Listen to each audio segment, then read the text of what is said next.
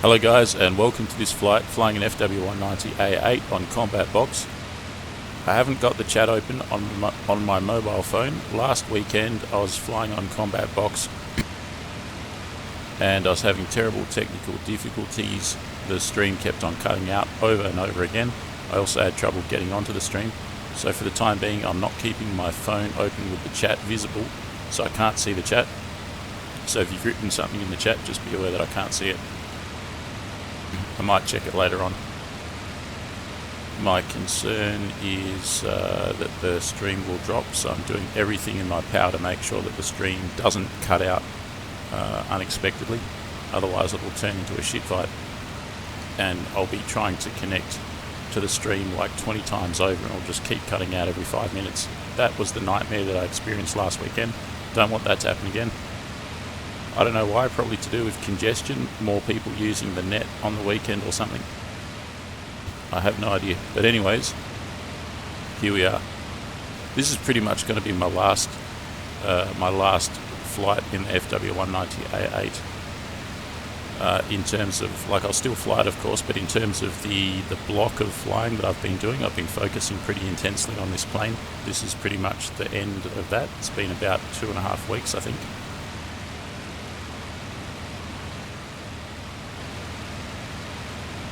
I found this plane to be a very good performer at high speed. When you get into really, really high speed dogfights, like chasing a Mustang at high speed in a dive or something, this plane has no problems.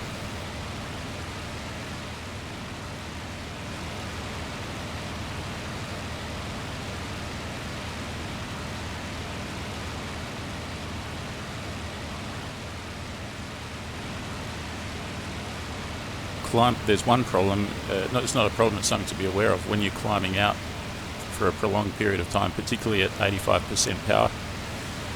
I'm currently at 79% power, which is continuous, but if you're at 85 and you're climbing out, you want to have the cow outlet shutter open. I've got it open at the moment 70% because I want to cool the engine as I climb, otherwise I'll overheat and break the engine, and by the time I get to the top of the climb the engine will be broken. So that's something to consider.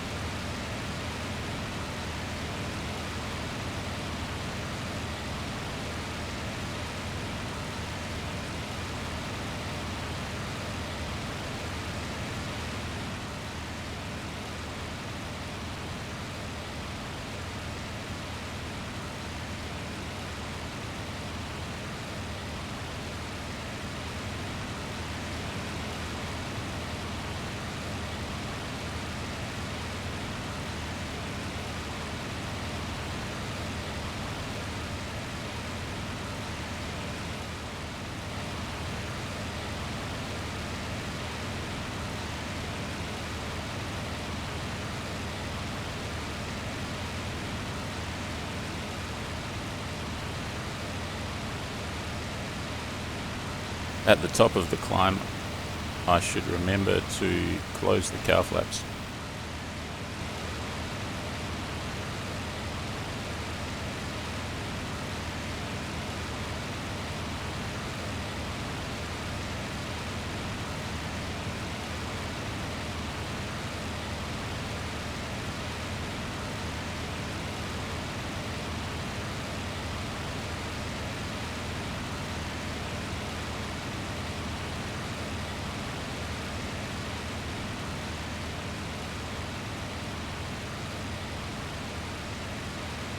I've made a change on NVIDIA, on the NVIDIA control panel today.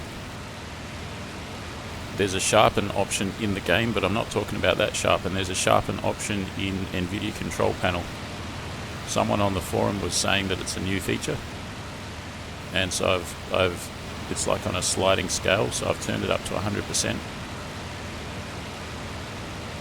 Ironically, I've got sharpen turned off in the game. The tick box is off, but in NVIDIA sharpen is on. It's supposed to sharpen, so it's going to be sharpening every single game that I'm playing.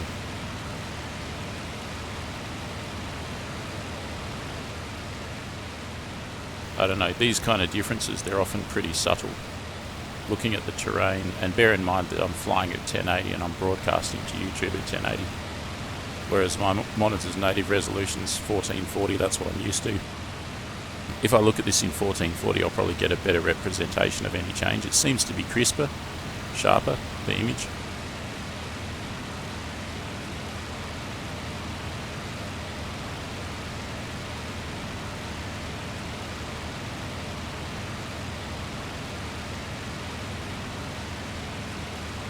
How that translates, though, into the all-important category of spotting aircraft, I don't know. I imagine it'll make it harder to see the aircraft, so it's more of an experiment than an attempt to improve spotting.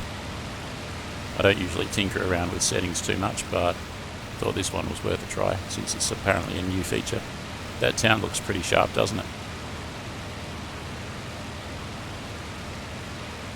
That looks quite amazing. There's something down there, you can see bunkers. Fuel depot. Let's turn east. Whoa.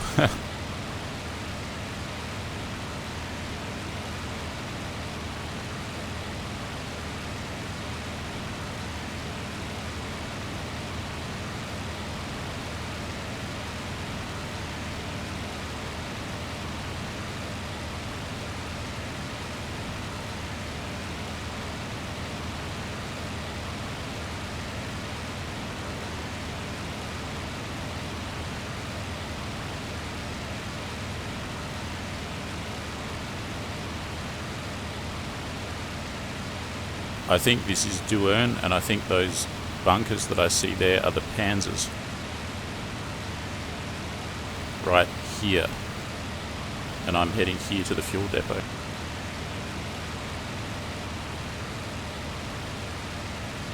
More or less going south.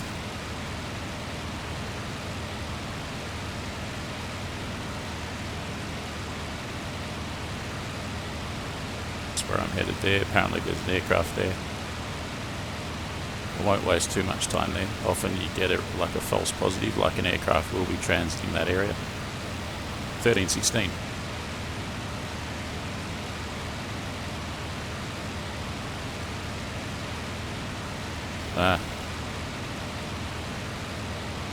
Should I even head back to the fuel depot? I don't know.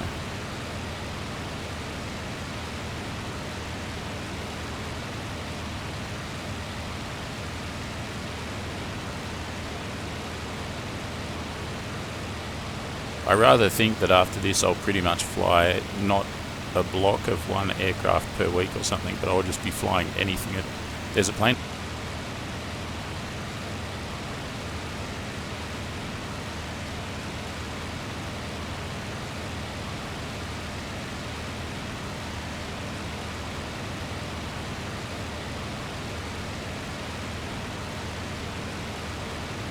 Good, I spotted him before the AAA spotted him. Now I'm waddling all over the bloody place, can't see a damn thing. I'll have to dive, I can't see anything. Oh, whoa, we've got AAA there. Where is he? There he is.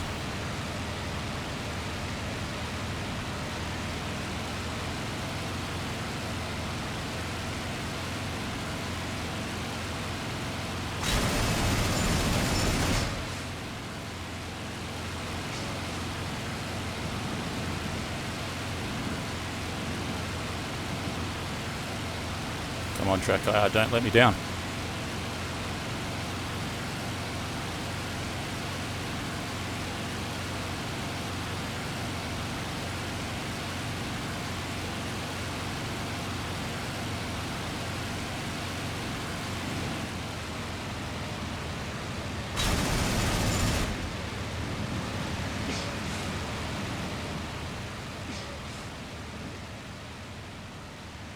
Ah shit, I can't see beyond the freaking canopy.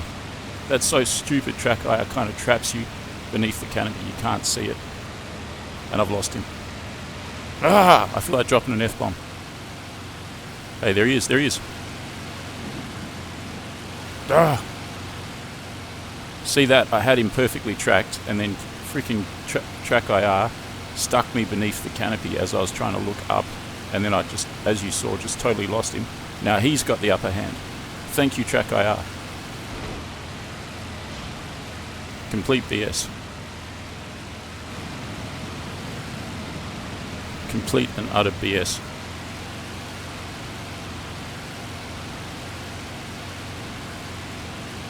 I said, track IR, don't let me down. Check this out, this is rubbish.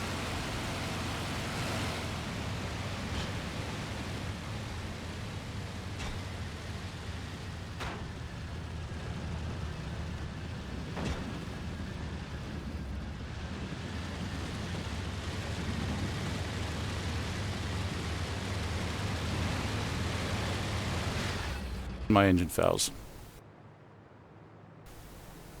Not happy, not happy. Like you're here like this and you look up and all you can see is that as you're trying to track an aircraft.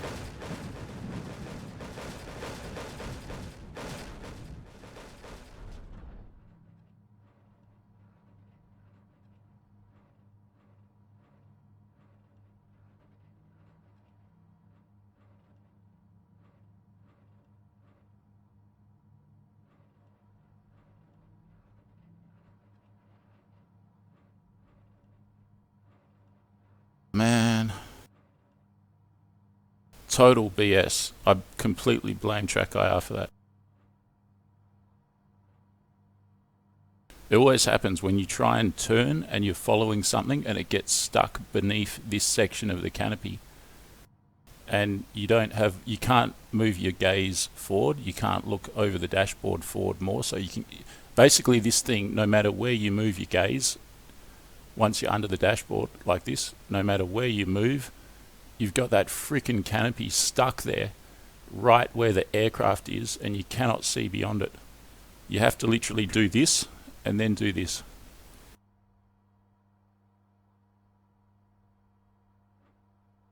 That might be the, alright, let me talk this through. That might be the thing to do. So you're following someone, you're at close range like this, or rather you're close magnification, they're off in the distance, you're getting closer. You might want to pull back like this or something so that you, when you're closer, you want to have this withdrawn view.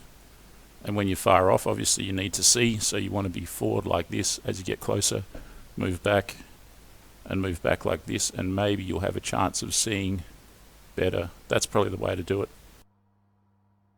Otherwise, I'm going to keep having that same problem. You saw, I had the upper hand on that Mustang completely. I spotted him before the flak spotted him. I hit him really well with the cannon. I chased him good and proper. And then as he starts pulling up, I start pulling up, and then he just freaking gets lost behind the canopy. And there was nothing I could do underneath that section of the canopy to regain track of the Mustang. Completely lost it. And that happens to me all the bloody time. So frustrating. The only thing I can do, yeah, is to withdraw assist. Bullshit. Is to withdraw the view as I get closer.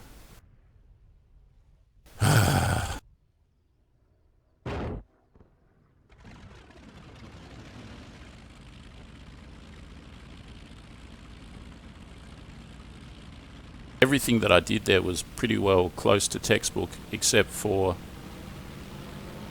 I'm gonna have to, as I get closer, as I said, I'll have to be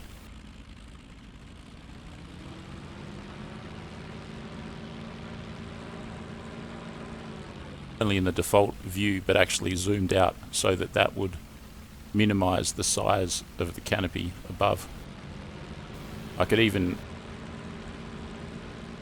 What about opening the canopy? Get rid of this freaking thing out of the way.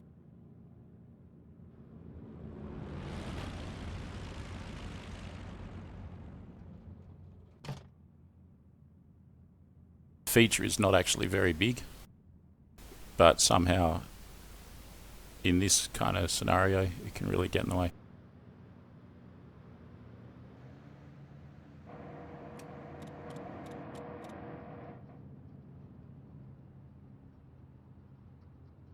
Ah man, I'm riled up. Not good, but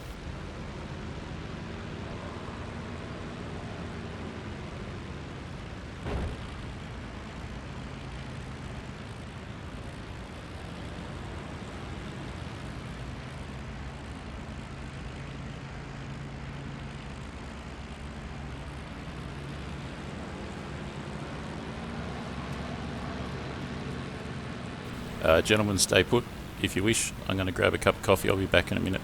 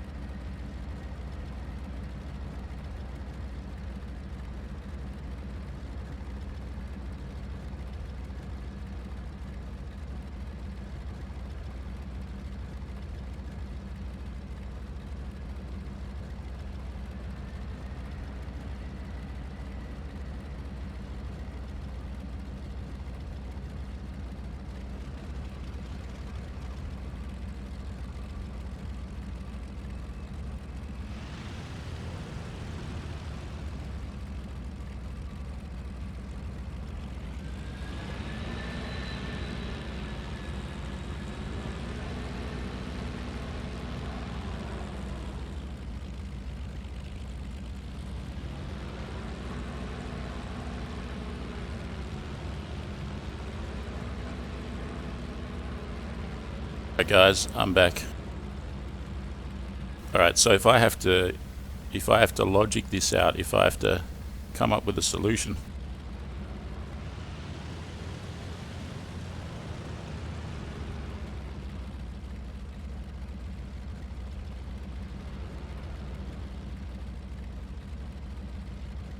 basically what I'm thinking is getting so you're far away, you want to be zoomed in and looking forward, otherwise you won't spot the speck in the distance, and then as you get closer, sit back and try and get this bloody canopy to diminish, and then zoom out and be like this when you're close up. I think that's got to be the way to do it. That's got to be it. Of course, with the canopy closed, it's harder.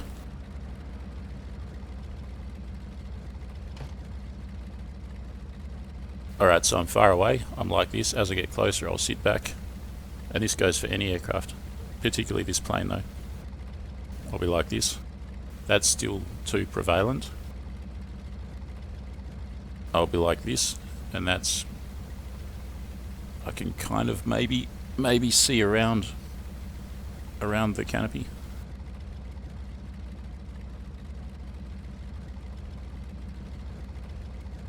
That was a high-speed flyby.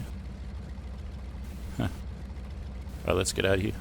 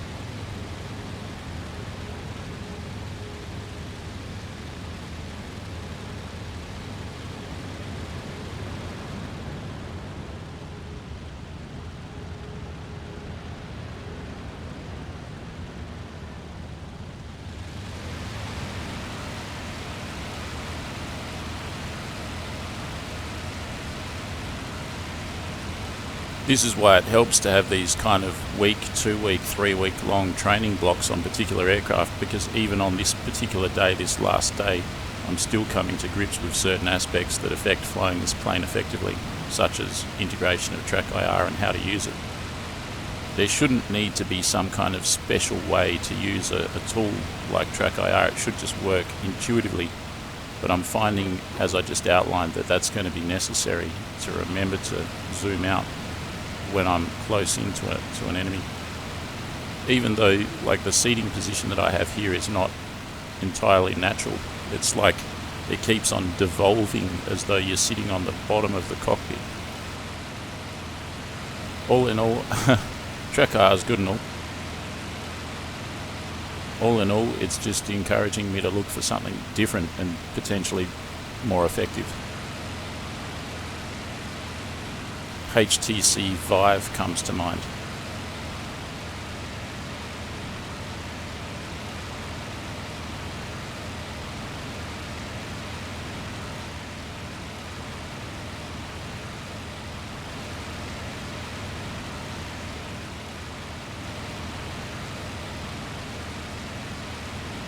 So someone wants to do formation, huh?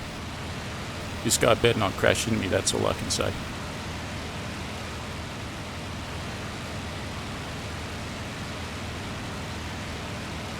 Got the flaps open 70%. I got the power at continuous mode, so I'm set to climb pretty much, going west.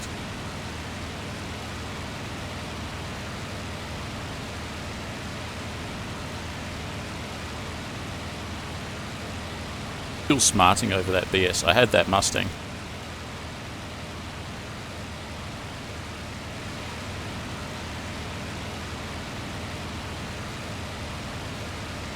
Like this view here, look at this, when you look up, for some reason track IR lowers you in the cockpit. You don't want that, you don't want it to lower you in the cockpit, so you're sitting essentially where your lap is. You're sitting on the seat right now, your head is on the seat right now, and you look up, and then that kind of lifts you almost to the level of the dashboard. The significance of that for me is when you're in a turn and your head position gets lowered artificially like that, it really F's up everything for your balance in your turn. And in a plane like this, where if you unbalance a turn, you'll stall. You don't really want that. You don't want the change in the position of the head. Head should be able to swivel on an axis, kind of like that, but it's more on a telescopic axis, dropping into the seat as you swivel.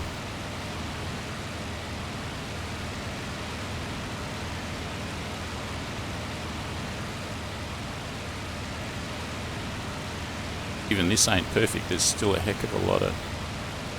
Here's the crux of the issue. With track IR, just say there's something behind a piece of canopy in front of me. I'm trying to look either side of it, there I can, but then if I want to look here, it's blocking me. It's really hard to see around pieces of the canopy in a lot of circumstances, to the point where the thing that's behind the canopy will be kind of intentionally obscured from view by track IR. It simply won't let you see what's behind the canopy in some certain circumstances.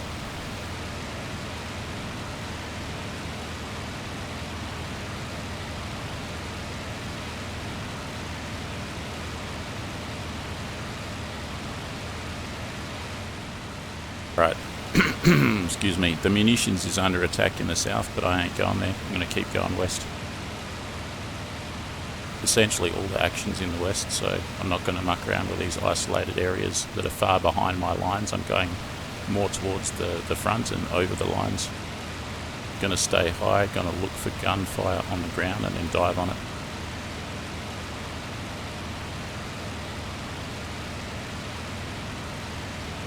Nearly at 2,000 meters.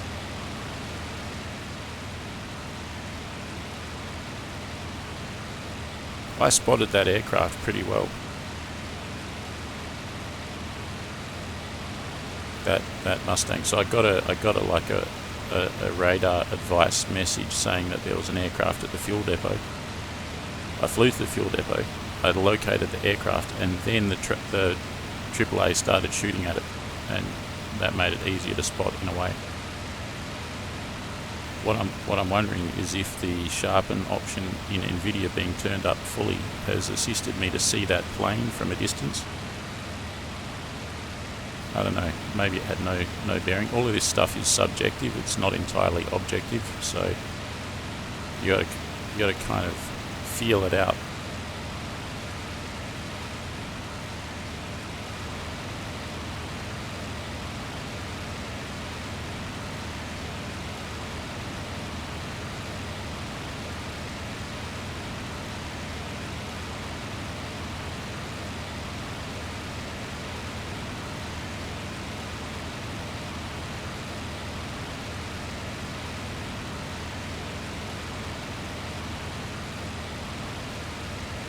For close-in dogfighting, sitting right back in the cockpit like this, right back like this, is probably the best way to go.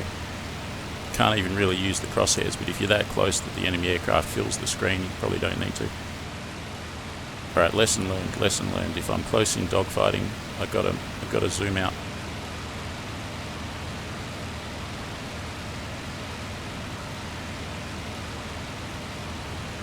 Back at the same area right here.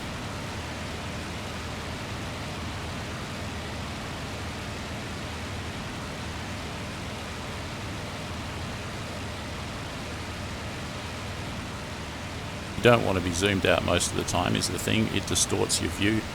It makes it not impossible, it makes it much harder to see things in the distance.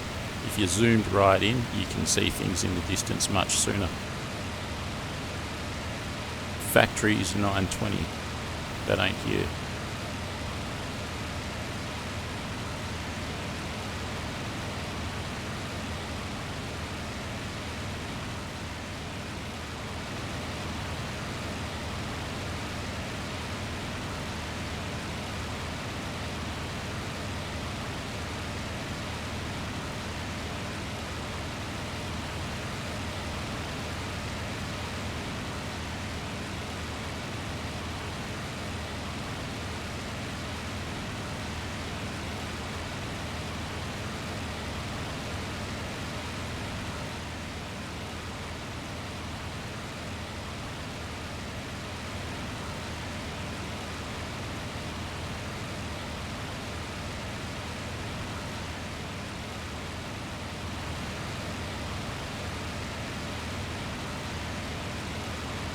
here I'm going to fly up the river to the Panzers.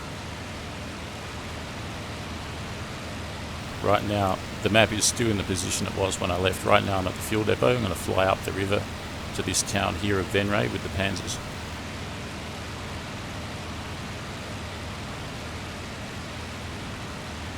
Munitions depot in the south is still getting hit.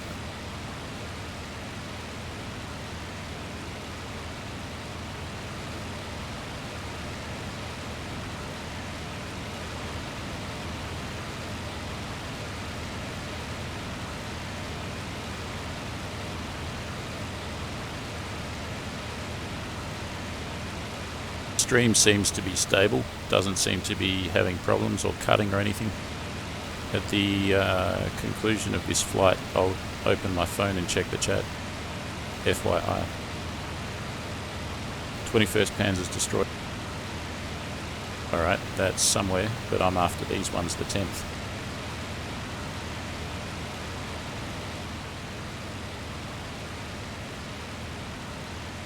Pretty decent altitude just here.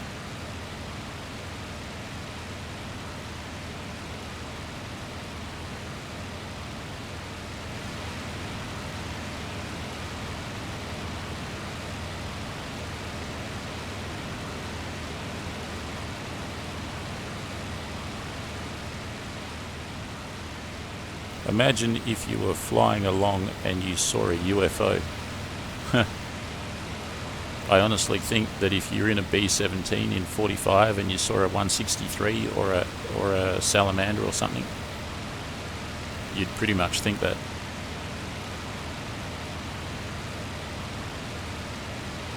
Alright, I must be almost there.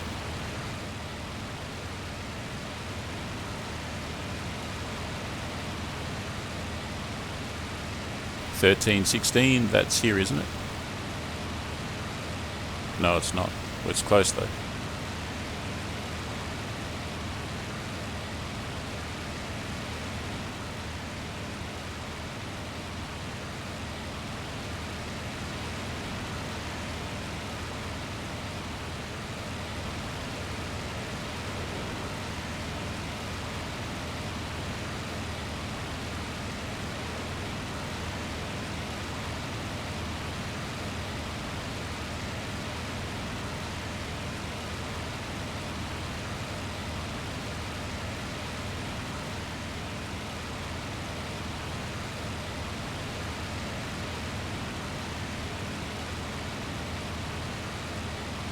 Interesting, there's an enemy message saying I am at fuel. What on earth does that mean?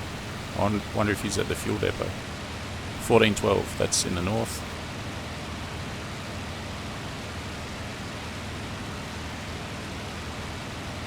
Here's the Panzers, the 9th Panzers, or 10th or whatever.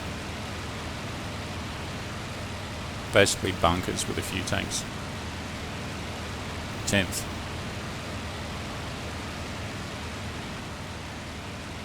Alright, where to from here?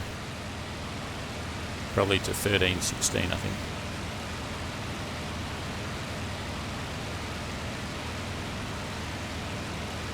I've flown from the fuel depot to the 10th Panzers. Next I'll go to the 9th Panzers at 1316. That's going to be about 310 from here.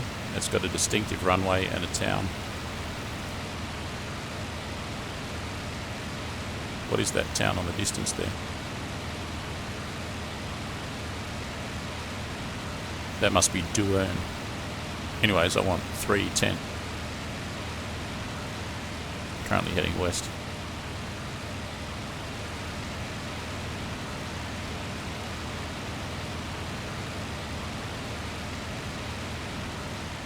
For a sip of coffee.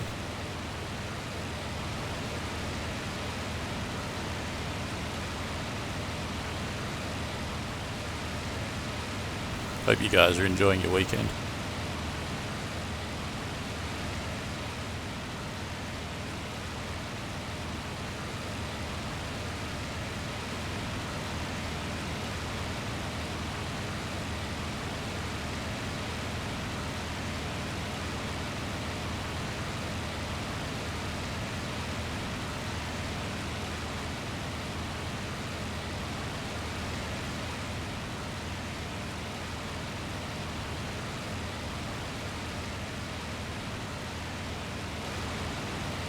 Oh, confronted with that rude image of massive canopy.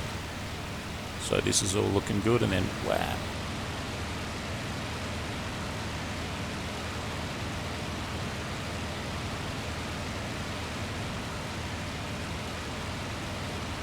$17.16, that's too far south.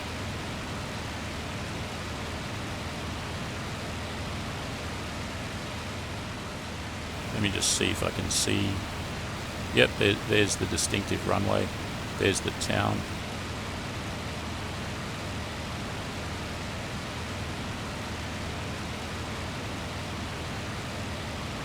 And by the looks of it, the Panzers are on the road on the western side of the town.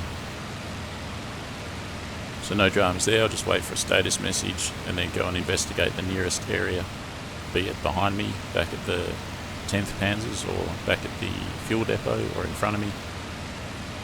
In a pretty good position here, pretty good altitude. I know where I am. 1919. That's miles away.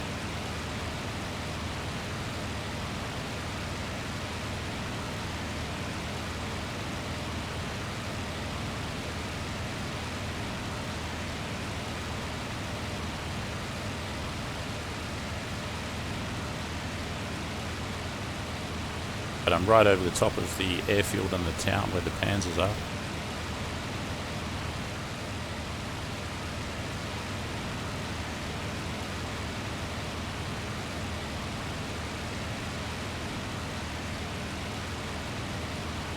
They're on the road on the northern side, northwestern side of town. They're getting attacked. Who's attacking them? There's a bomber somewhere.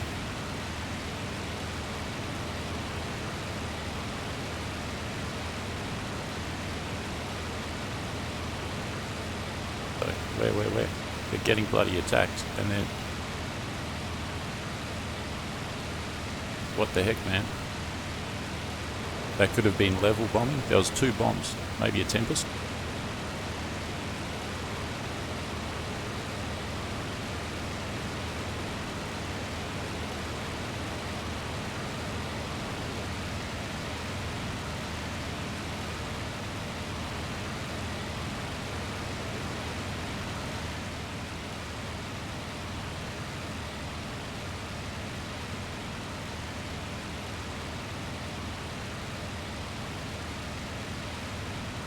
Yeah, where? There's no gunfire on them or anything.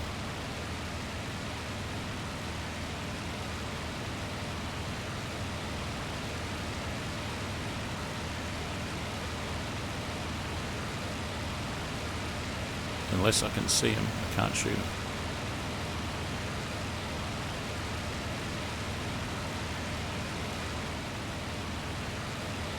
Enemy aircraft was spotted near Douern.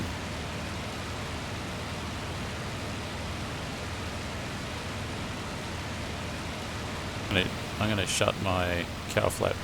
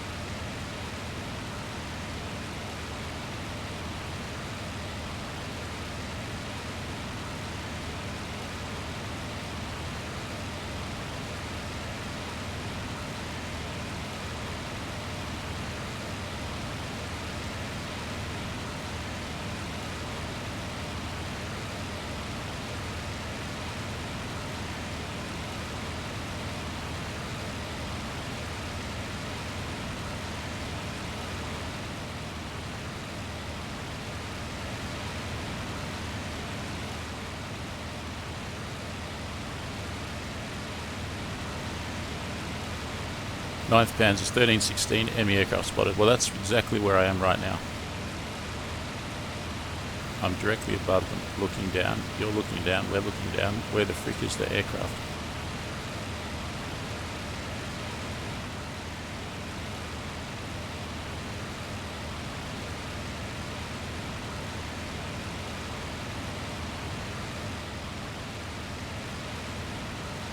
honest, like unless I see some tracer, it's pointless to even...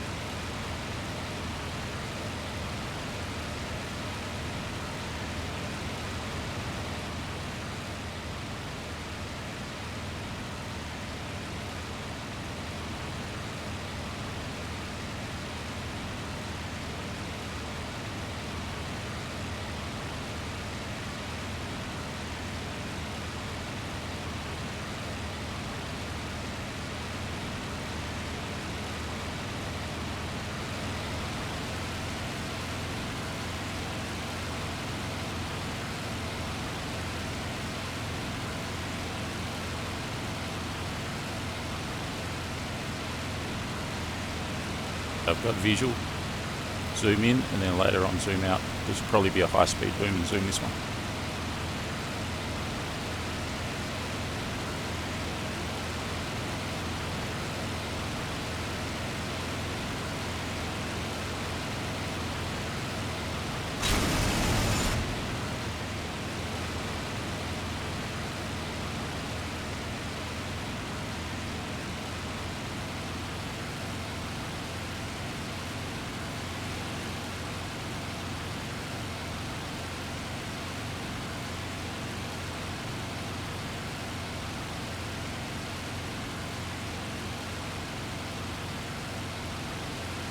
Remember to zoom out, remember to zoom out. Now that freaking canopy's in the way, I can't see shit.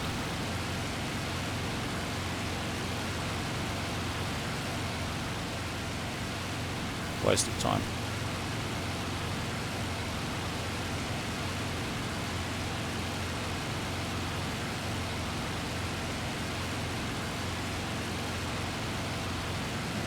Look at this angle. This is a ridiculous angle.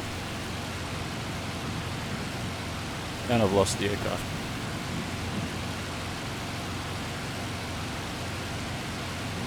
Ah! BS.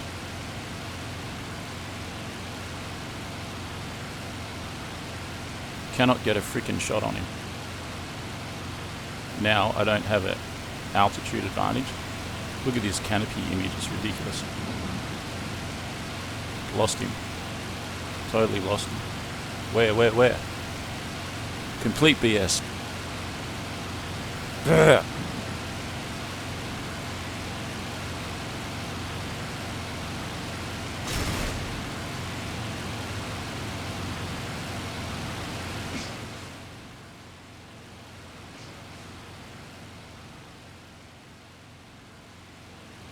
Lost him again. Complete BS. Utter BS.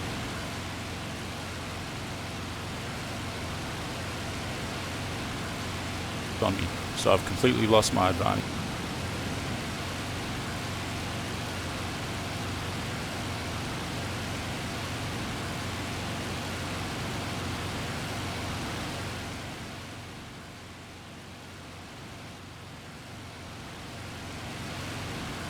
Not good, man, not good.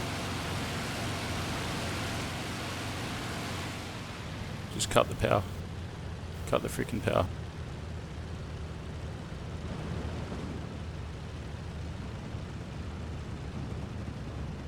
No, that's not working either.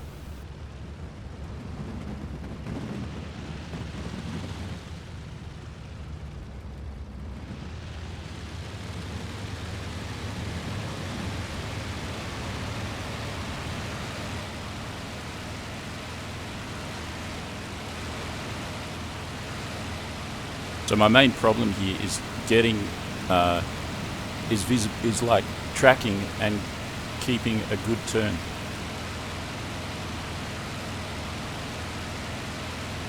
I can't track him half the time, and even if I zoom out, it lowers the head position in the cockpit so that my ability to turn, I need to do a tight turn without stalling. I ease off the turn so much to avoid, no, he's freaking escaping. to avoid stalling out in a turn while I'm focusing on the target. And it's like you lose your depth perception and you can't turn effectively, and then you can't intercept. Freaking annoying, man. I'm not going to be able to catch a Tempest on the deck, at least. He's just going to fly to his home base.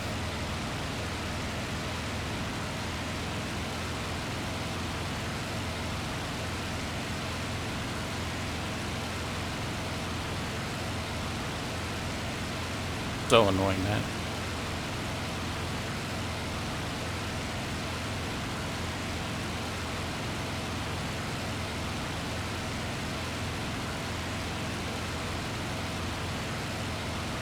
West. I'm going to disengage and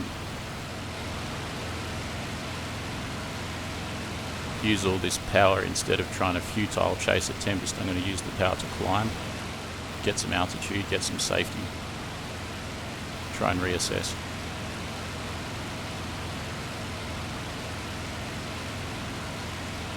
Depot, pretty far away, but I could go there.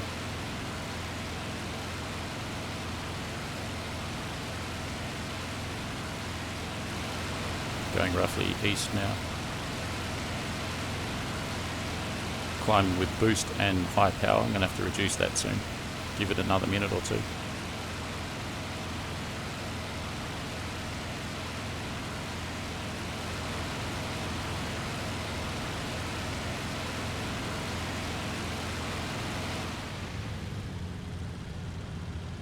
Engine overheat, you know what that means? Probably it means the engine's damaged.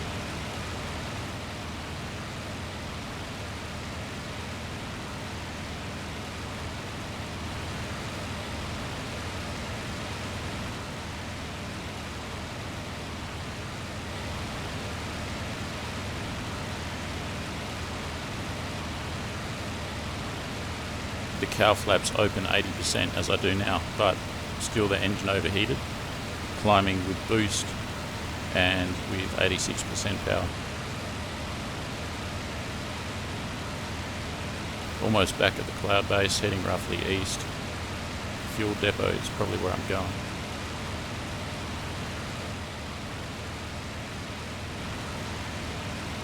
Via the 10th Panzers if I can find them, and then down the river.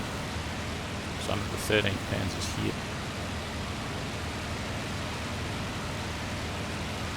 Sorry, the 9th. 9th, 10th, and then fuel depot.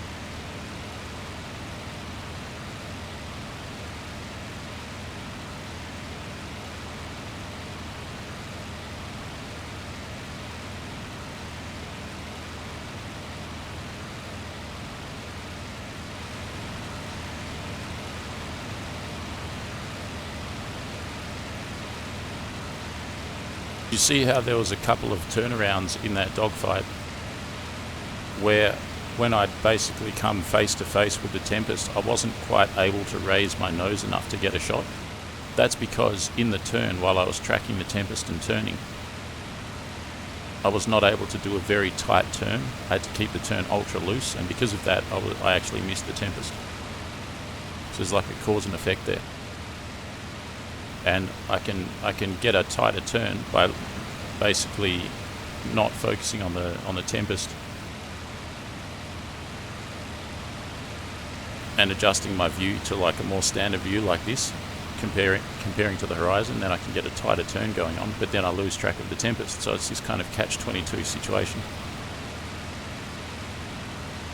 And the thing that I'm blaming track IR with that is usually like this, you're in a tight turn like this, and 9th and 13th, 16th, and that's alright, but it lowers you in the cockpit so that your head position is now in your lap, and then when you get up like that, your head position's kind of about where your chest would be. Really, it should be up here like this at all times, even when you're looking, it should be more like that. Maybe I just need to adjust my posture. I don't know. I'm looking for solutions. I'm not just complaining. Definitely looking for solutions.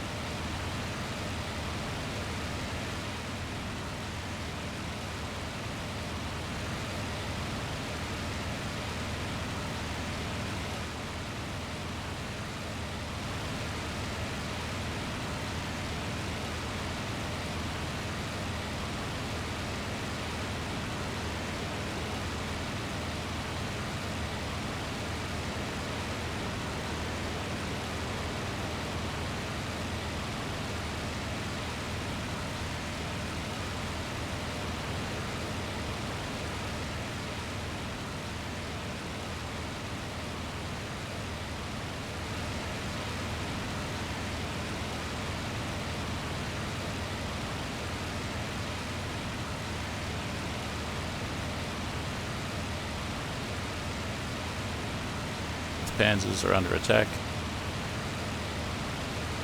That's exactly where I'm headed.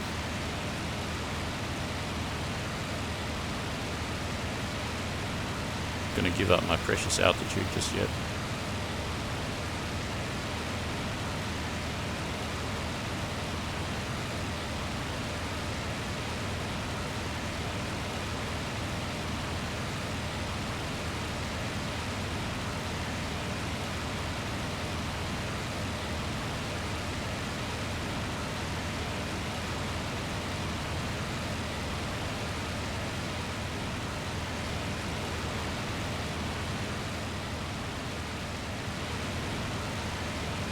Ah, man.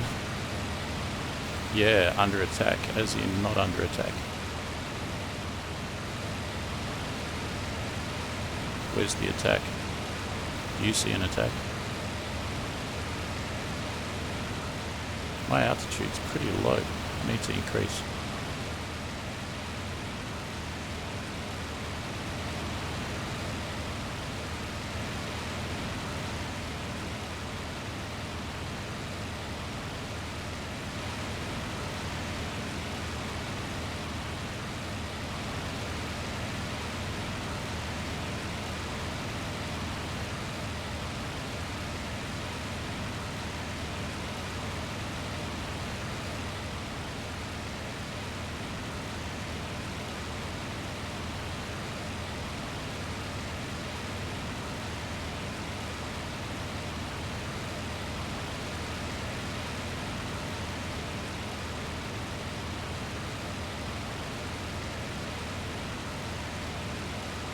Ain't no attack going on.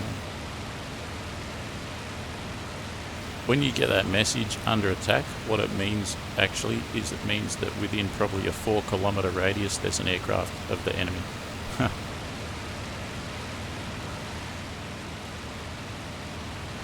And often they're just transiting the airspace, they're just going from one place to another. They happen to be within that radius, or whatever the radius is. It could be higher or lower.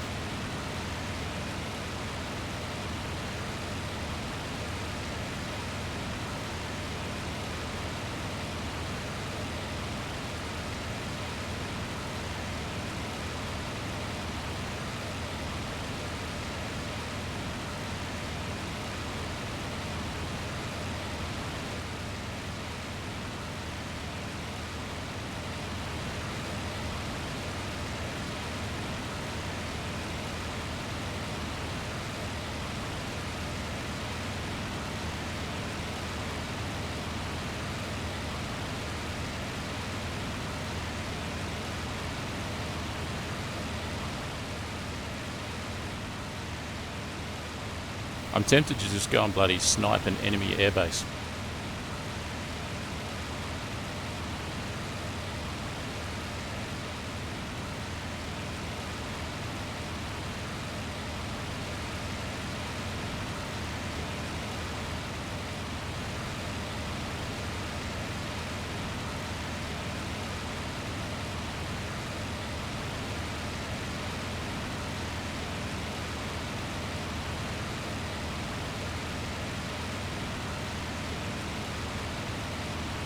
We are here.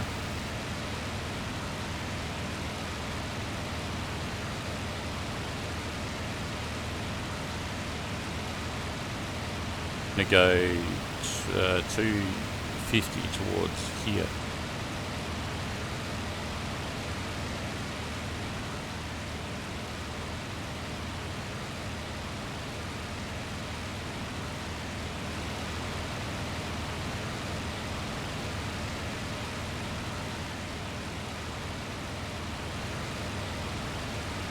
So far I've been flying for a long bloody time. Had a terrible experience with Track IR trying to track a Mustang. Had a terrible experience with Track IR trying to track a Tempest.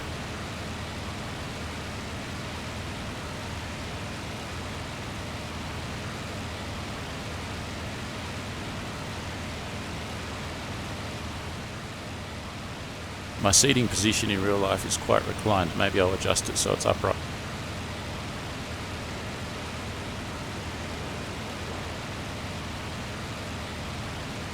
Alright, I'm sitting in real life completely upright.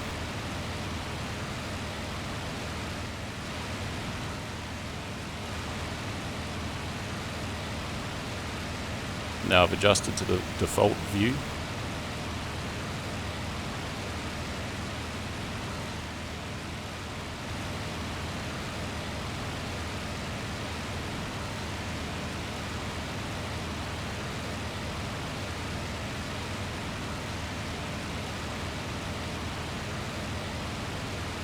I'm going to make this the default view.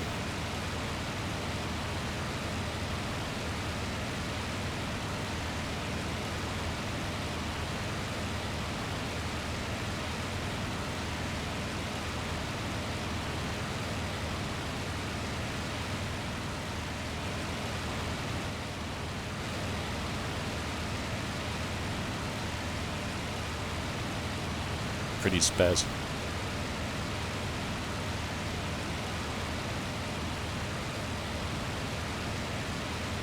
That's fully zoomed out.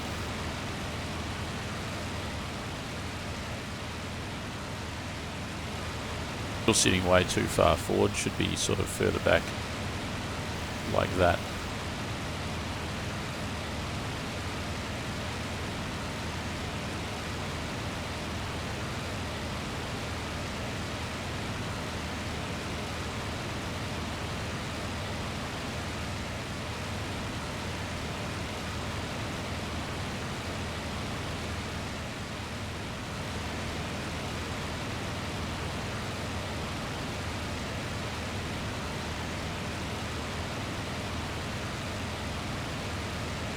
I just readjusted my default view again. So that's it there.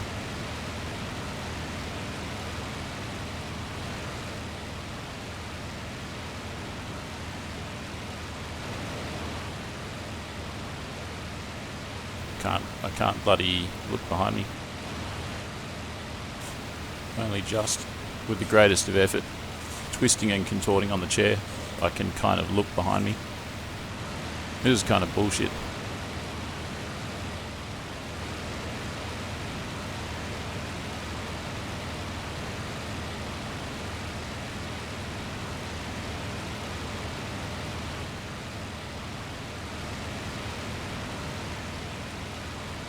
What else? Maybe I'll shut the bedroom curtain. It's not a bedroom, it's an office, but maybe I'll shut my lounge room curtain. Bear with me guys, I'm going to shut the curtain. It might be affecting Track IR.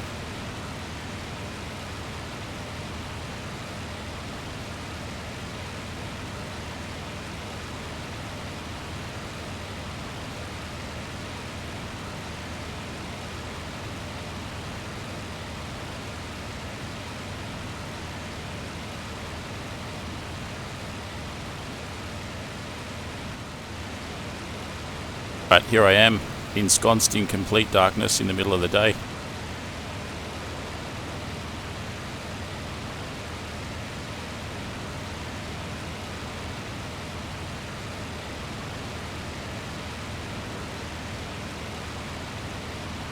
Upright.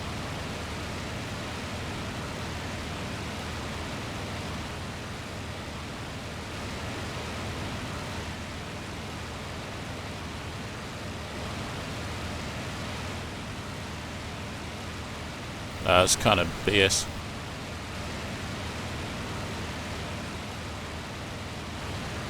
Rearward visibility is terrible. What about if I zoom out? That's a bit better. And now the other way. Terrible. It won't let me look to the right at all.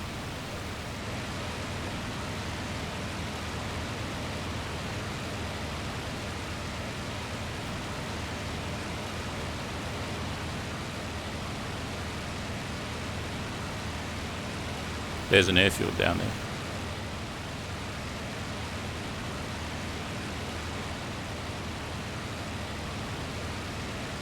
I must have used up a ton of fuel by now.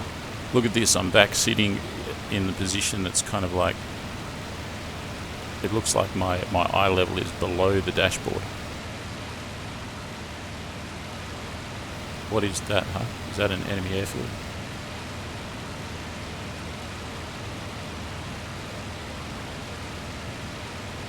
Any planes?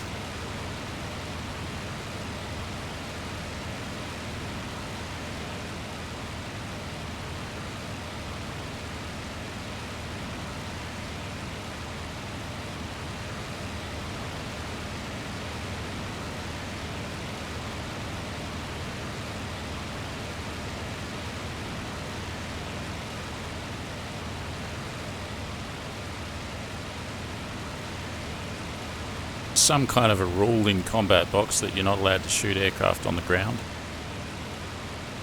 Keep in mind this is a combat box specific rule. It's not like an accepted standard or anything. It's just purely arbitrary to combat box. Not knocking it, just pointing out that it's not an accepted standard.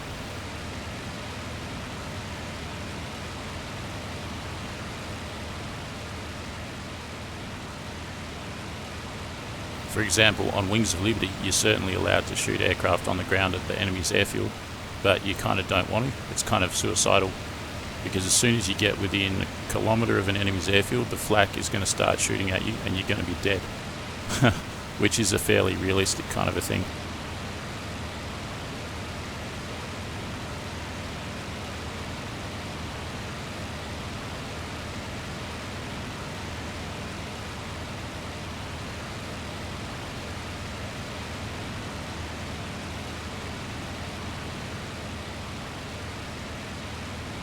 Anyways, that's an active runway, but I can't see any aircraft there. What about on final approach or having just taken off? Can you attack them then?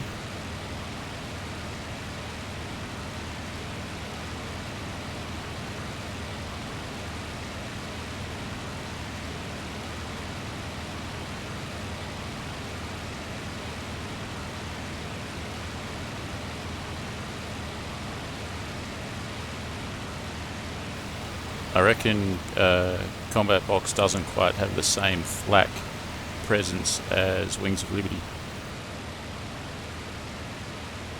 I haven't really tested it. If I fly close to that enemy airfield, is the flak going to shoot me down? I assume that it would. Yeah, I've flown into airfields in Combat Box before and been shot down by flak.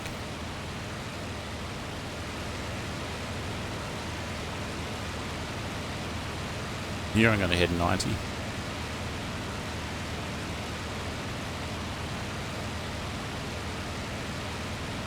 This cockpit just doesn't look right, does it? Look at it, it's all completely warped and everything.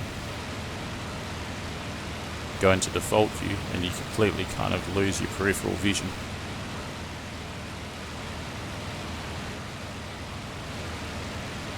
Alright, so I'm heading 90 from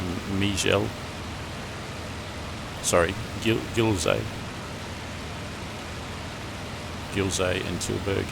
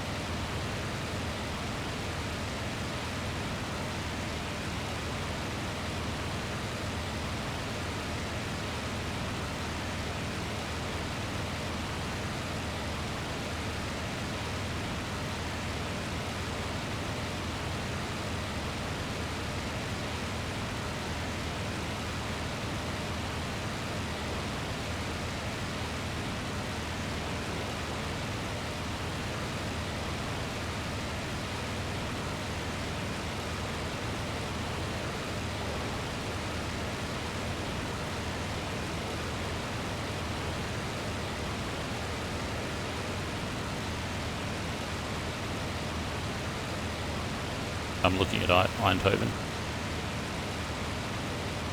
That'd have to be Eindhoven there. Big city.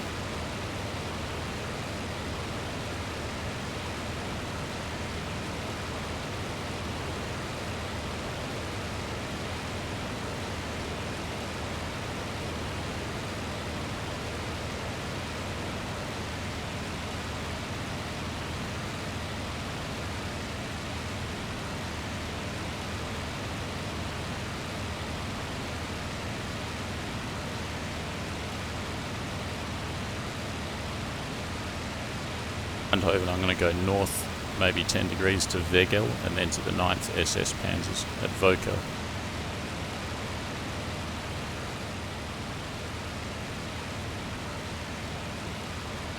It's me, or are those aircraft down there? What the heck, man? Can you see that?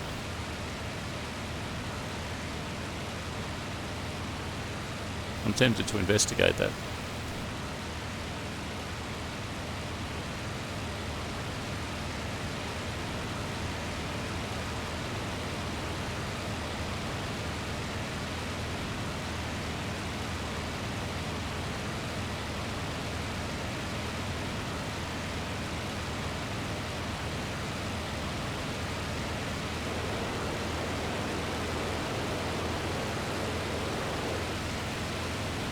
Looking at the runway.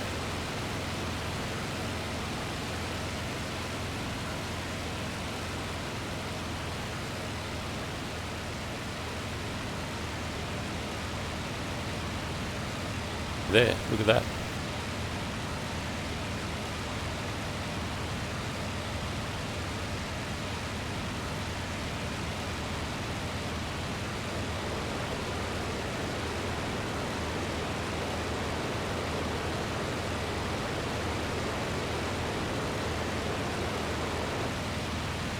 Why are there aircraft there?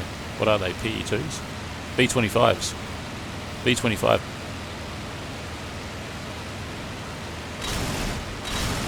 Shit! Ah, man!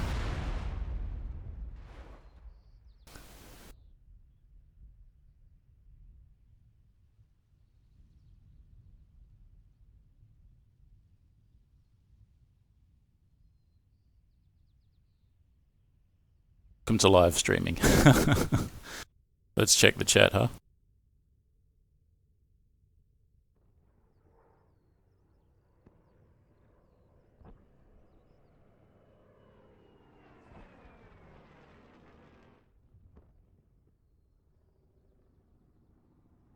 So I've been flying on Combat Box now for more than an hour, and I've seen 2 aircraft.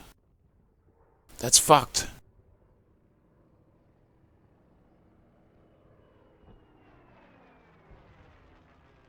This is on a weekend when it's busy. I've seen 2 aircraft in an hour.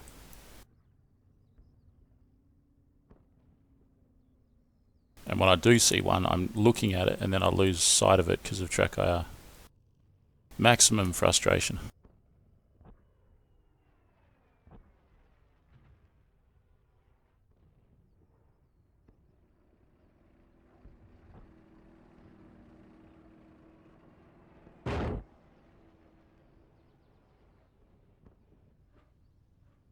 Honestly, I think the airfields are too far apart. You spend 10 minutes just flying to get to the first destination.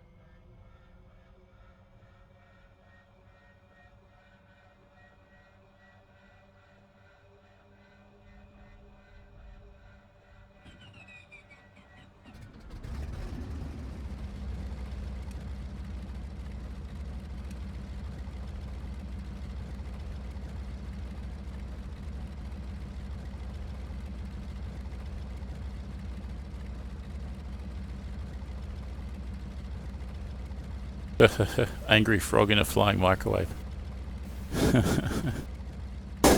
That's pretty much it.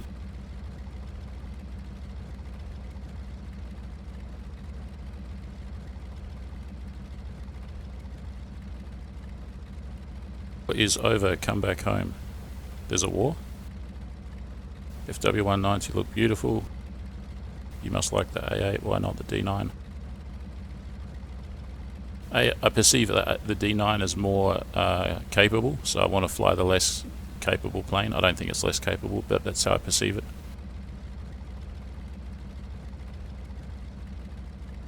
Yeah, your view gets caught in a groove, that's right.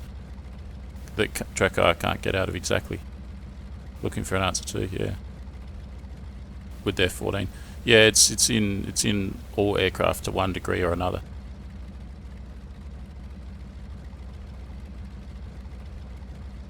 I mean, I'm just speculating here, but one thing is that like you've got accelerometers. Like for example, in your iPhone, there's an accelerometer, from what I understand, that gives you, I don't know, all sorts of apps can work based on it, like the compass or whatever. I don't know. You could just wear something that's got an accelerometer on it, so that once it's calibrated with a start position, it remembers which way it's accelerated, and it gives you velocity and time and this kind of thing. And then you don't have to rely on like laser dots, like infrared dots or whatever, being picked up by a sensor, because as soon as you turn your head away from the sensor, it can't see the dots anymore, and it doesn't know what's going on and things like that. And it's not so good at sensing moving forward and moving back. It gives an artifact of like lowering or increasing as you move forward or back, which you're not doing. You're just moving forward and back, but it gives you down and up as well.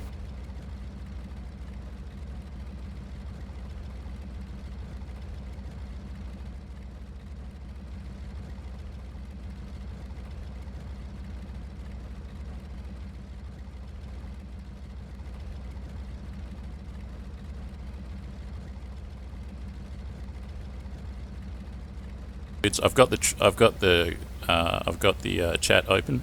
Keep in mind that might, my theory anyway, that might cause the stream to be less reliable, because I've got two devices using internet in close proximity on Wi-Fi. They might conflict. I don't know. I'm just speculating, but it's been my experience that it cuts out more frequently when I've got the chat going. But the benefit is I've got communication with you guys.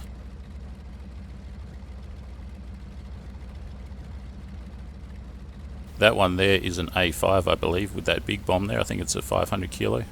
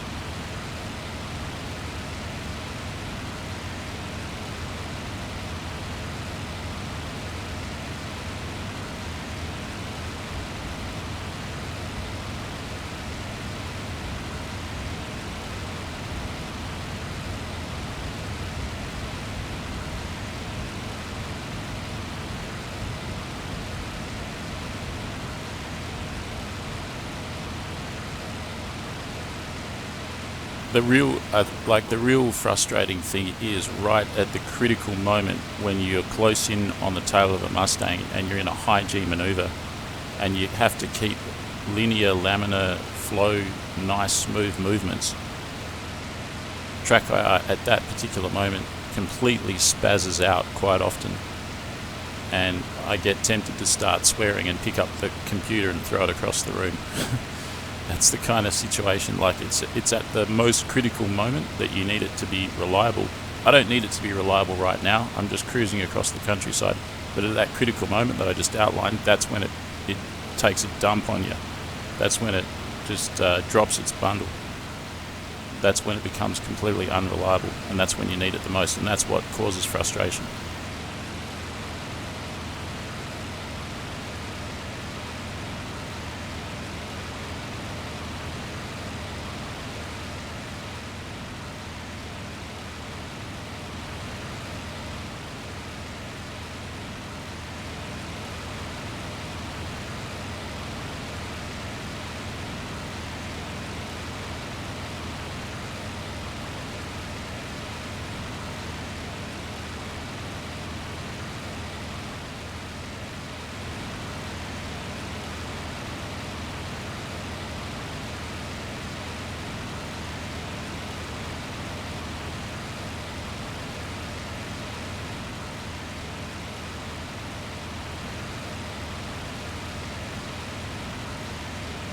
Alright, let's enjoy another 10-minute flight to get into the area where we might see another aircraft.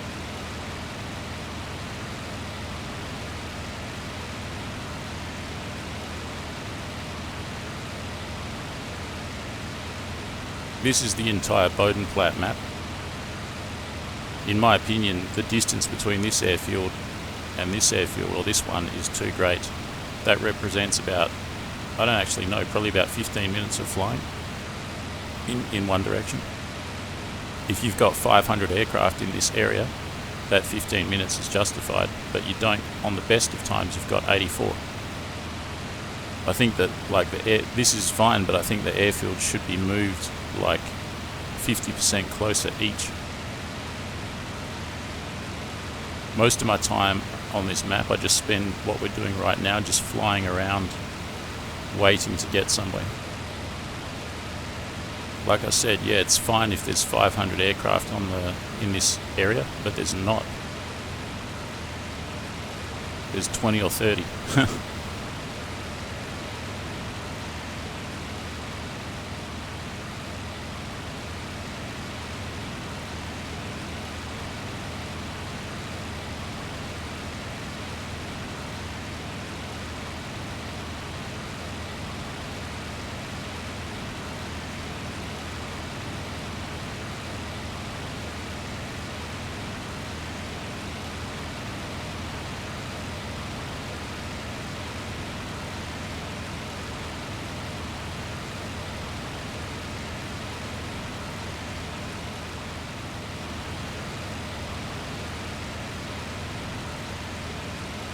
Accelerometers, how VR works. I don't know how VR works. It's a mystery to me.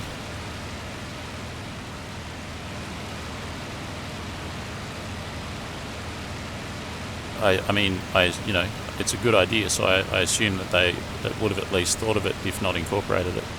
It might be a mixture of different things.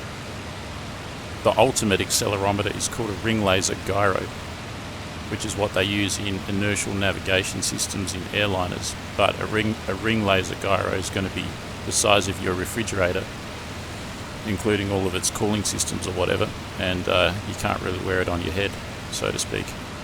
And it would cost you $500,000.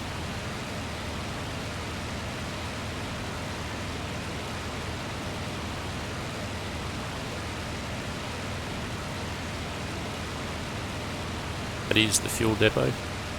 I'm pretty much a heck of a lot lower now. I suppose I should climb.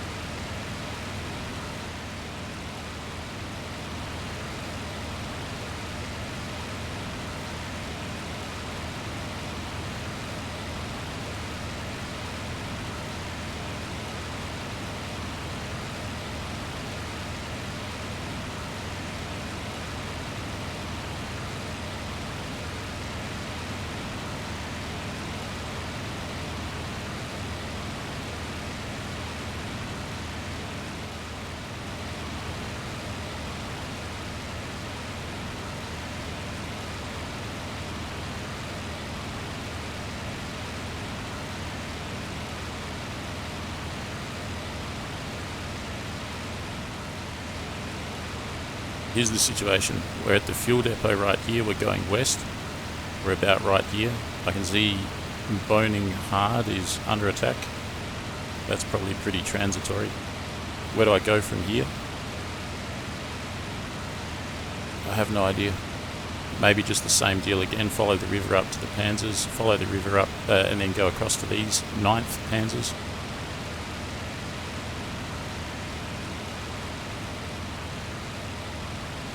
And 16.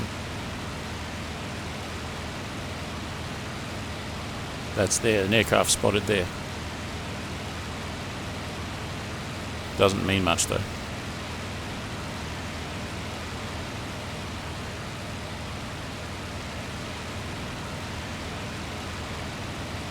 No way I'd be able to intercept it like this, just looking for it. It's just a speck. It could be high, it could be low, it could be going in any direction. If I head towards the fuel depot slowly and then towards the Panzers, hopefully that aircraft that was spotted at 1716 will come towards the fuel depot and then I'll be able to pounce, if I can see it.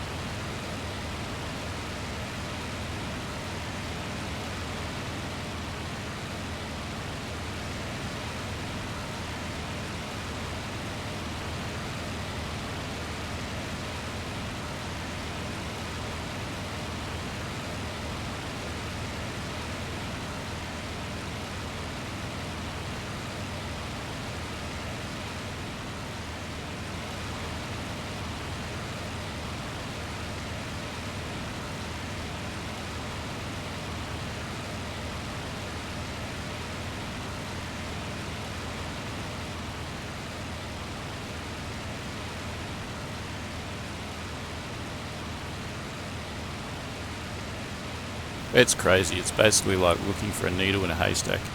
And occasionally that needle appears out of the blue and shoots you down without you even seeing it.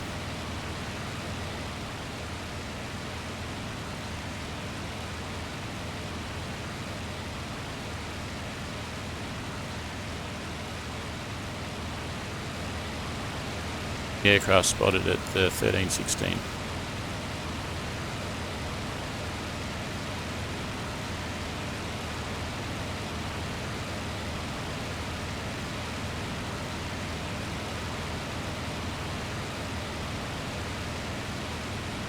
I've just figured out where 1716 is by looking at it.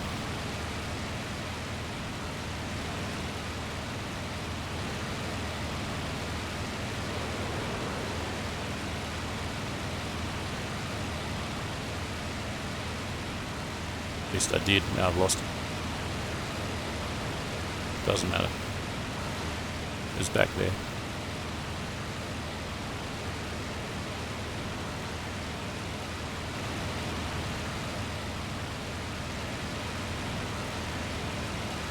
Here's the first group of Panzers. I think it's the 10th, so to speak.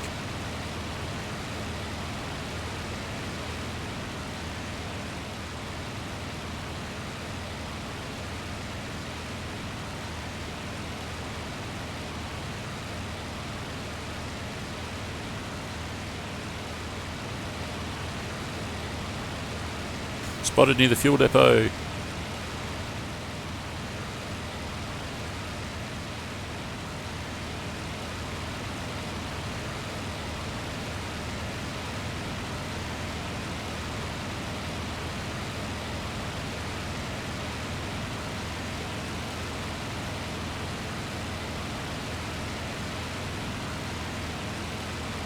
To go pretty fast to get there.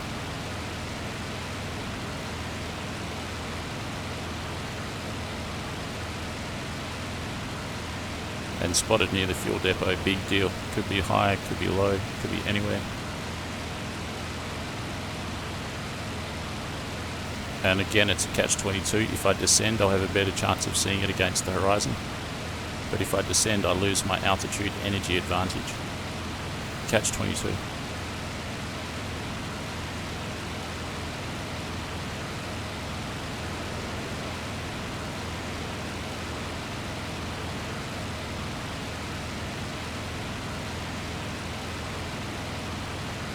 Alright, so here's the fuel depot. Ain't no nothing going on here.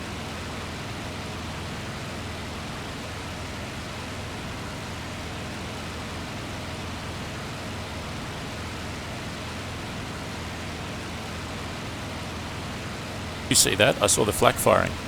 Okay, so I can see the flak firing on the ground. What are they firing at? Where's the bursts? Where's the flak bursts? Where the heck are the flak bursts? They're firing alright. But what are they firing at?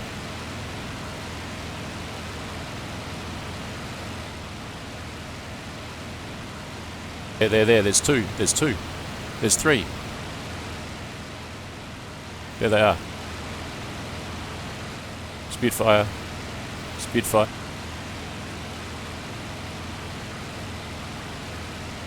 Oh shit.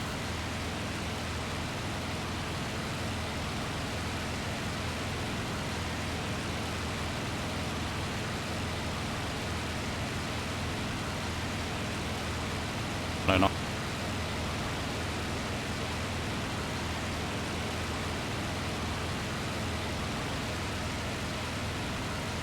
That's the 109 there. I won't follow him. I've lost all of the Spitfires so far. There's one there.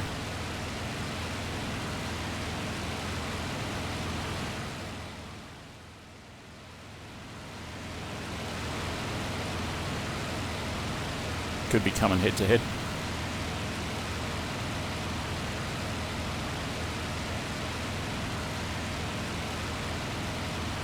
Okay, the 109's onto them, and there's two Spitfires. There's three Spitfires. What the heck, man? That's a Tempest. That's a 109. That's a one. There's three 109s and a Tempest and another Tempest. What is that? That's a 109. Suddenly we've got four freaking 109s and one Tempest. Are you kidding me? I might as well sit this one out, and they're all of them are above me.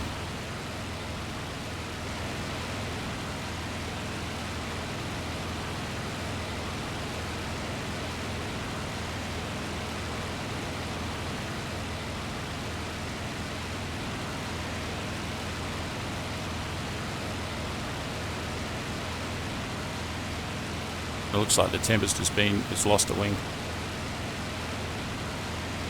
Bang, bang, bang. Anything else?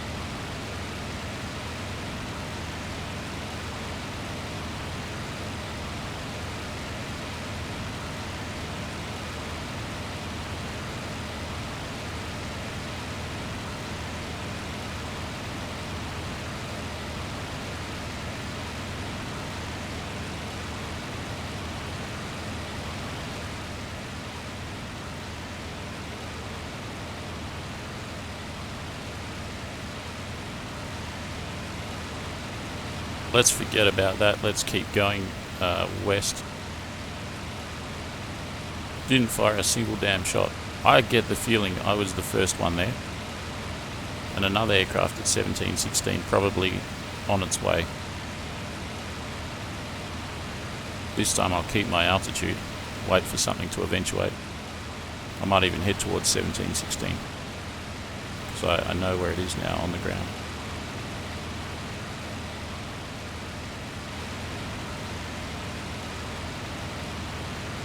box alive again. It's alive and dandy, but it's, as I was saying, the distances are too great in my opinion. 1316.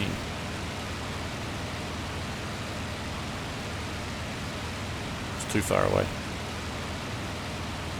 How many people? I don't know. 30 or 40 or 50 or so. It's quite a lot. It's quite a lot. Maybe 60.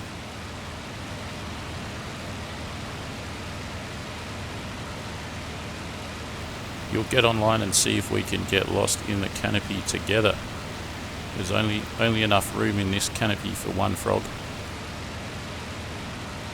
But by all means, come on Combat Box and come for a fly. Keep the chat open on your tablet or something, and keep the volume up so you can hear what I'm saying, and then meet up somewhere, and then see if you can keep formation.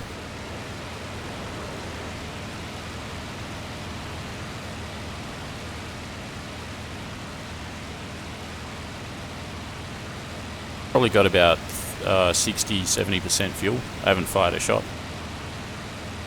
Plane's undamaged. Alright, where's 1716?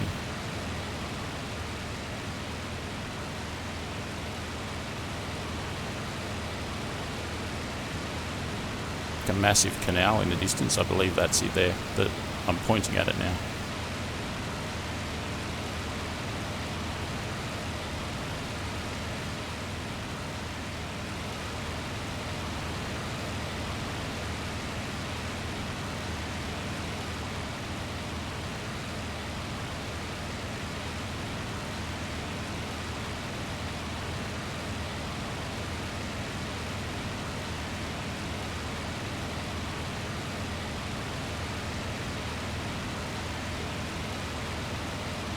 So do you guys see that canal there? Canal? Up with a bridge and a kind of a crossroad of the canal. And there's also a town there, but you can't see it yet. I reckon that's 1716. That's a useful point to know, because often there's a radar there, and often you get a notification that there's an aircraft seen near 1716. And I reckon that the Allies use it as a navigation point to get to here, because it's such a decent kind of a road to follow. They just fly along the canal, probably at treetop level.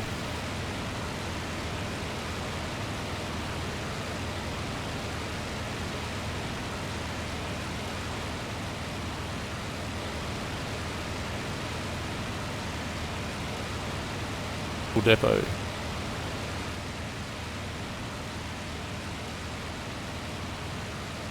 That's the fuel depot there. That's where all the drama has been occurring. Spotted near the fuel depot. I'm going to go full power mode.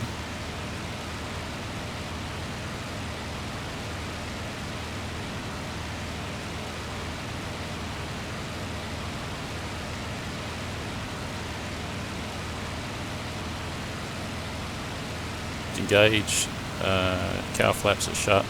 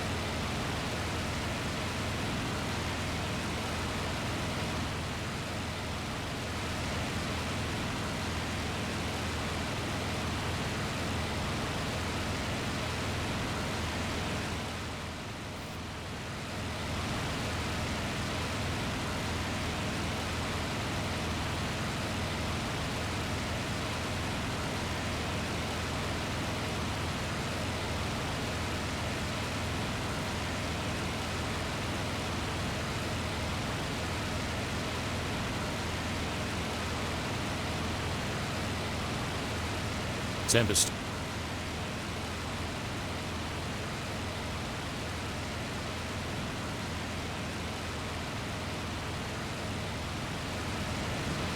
Hasn't seen me.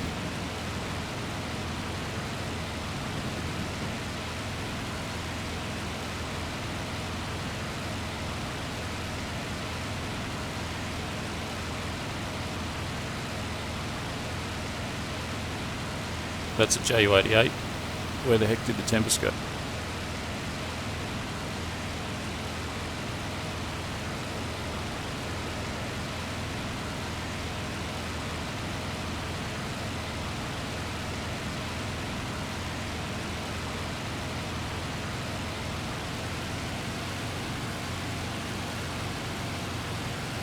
Much of a kill though, is it? It's already on fire. There's one of our guys in a 109 shooting it up. Even if that 109 wasn't there, I still wouldn't have pulled the trigger because he was on fire. And that is a rule that I've started to follow. Self-imposed. Not going to steal someone else's kill. I don't think it would anyway, but... we got more shooting down there.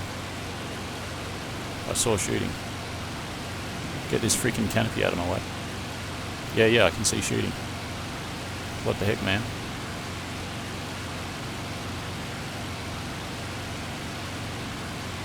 I just feel like I'm late to the party. I feel like I arrived first, but then I'm late to the party or something.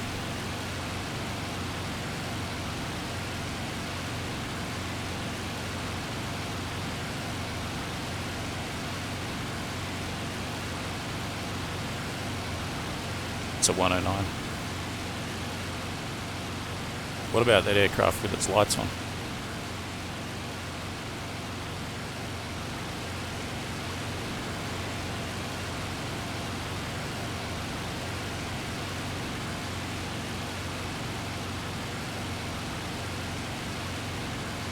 Looks like an Axis. This is a shit fight. There's nothing good going on here.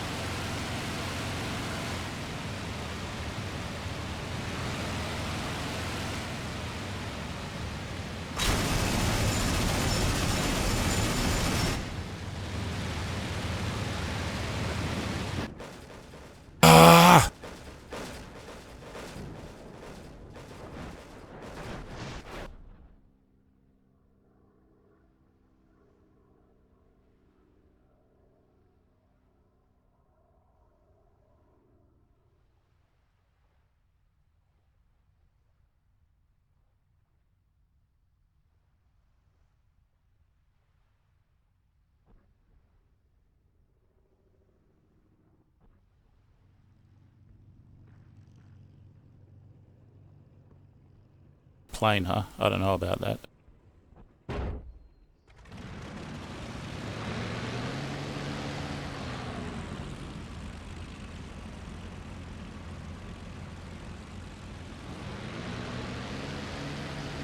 Like, I've got this entire map here to fight in. Most of the fighting that I do occurs right here when I take off here and occurs right there. So, I don't know, I reckon this should all be closer. I'm going to grab a cup of coffee. I'll be back in 1 minute.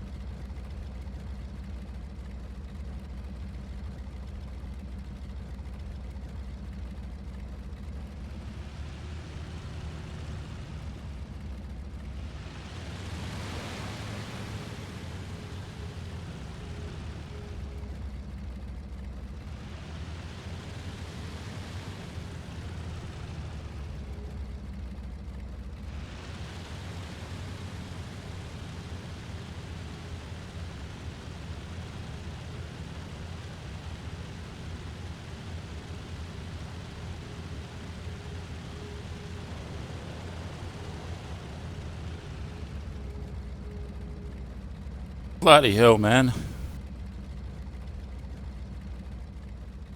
He's lost his aileron. Did he collect my wing?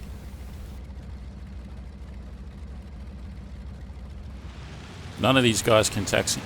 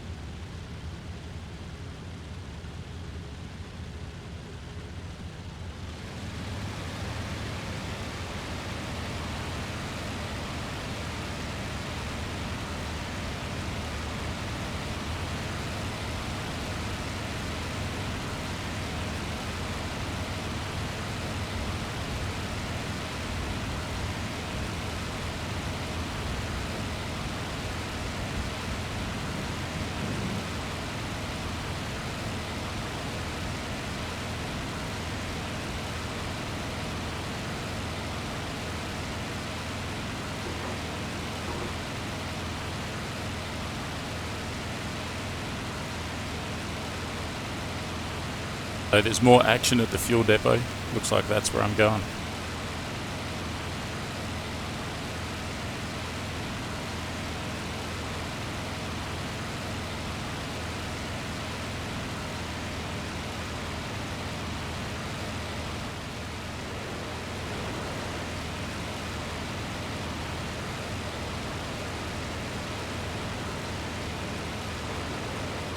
Debacle. What a schmozzle. Time for a sip of coffee.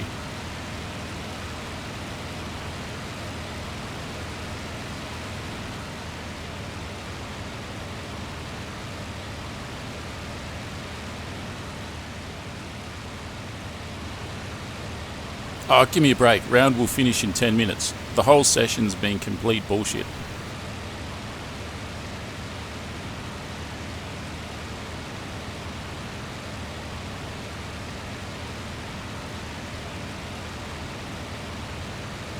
Another thing I'm starting to resent about multiplayer is you spend about 45 minutes flying here, flying there, and by the time you get into a rare combat or you get into a bombing position, you end up back on the menu screen abruptly and it says that the round is finished.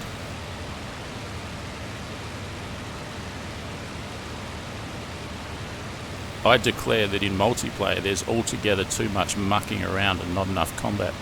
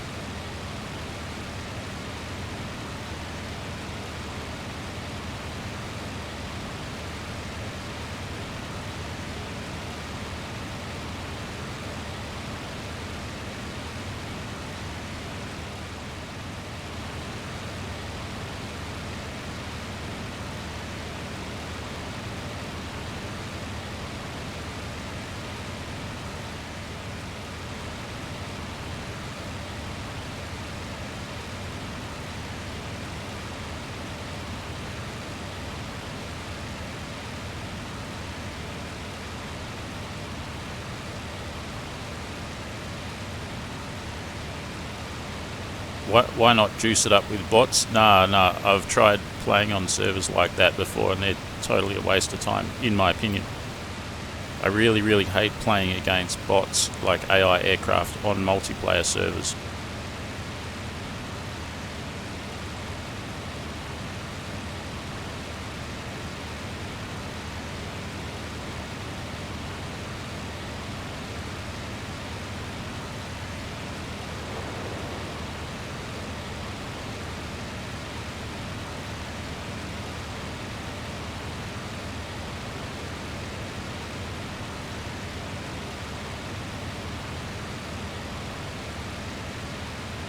what I end up doing when I'm facing bots, unless they're a designated target, like on some of the World War I maps, they've got AI reconnaissance aircraft that you got to shoot down as that's a target. But even then, I don't really like it, because what you actually see is you see players such as myself and probably everyone else selecting. Once you figure out what's a bot and what's a player, you select players to fight and you don't fight the bots. And there's a big difference between a bot kill, like an AI kill, and a player kill. Player kill is very difficult, bot kills less difficult.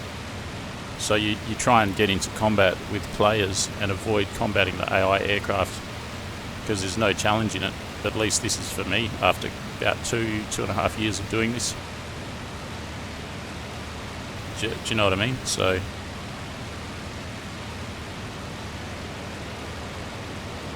that's an 88 with an overheating engine. What on earth is it doing? What do we got there?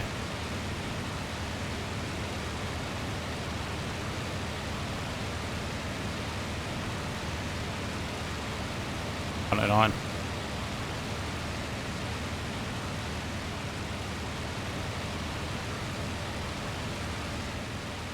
The 109's seen the 88 and it's going, aha, something to shoot down, not realising they're on the same side.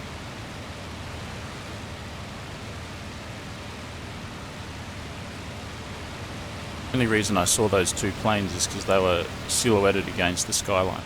If I wasn't beneath them, I wouldn't have seen them. That 88 needs to open his radiator.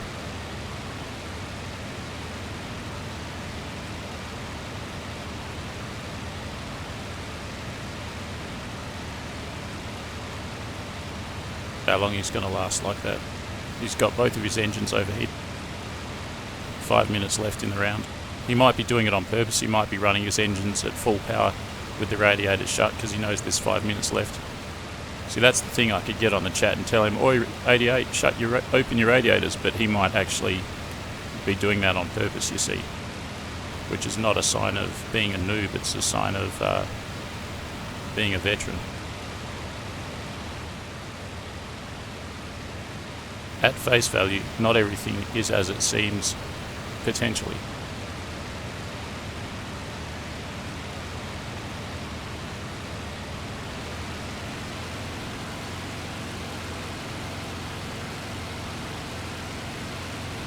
So I'm close in for a formation. Let's see how the track IR goes.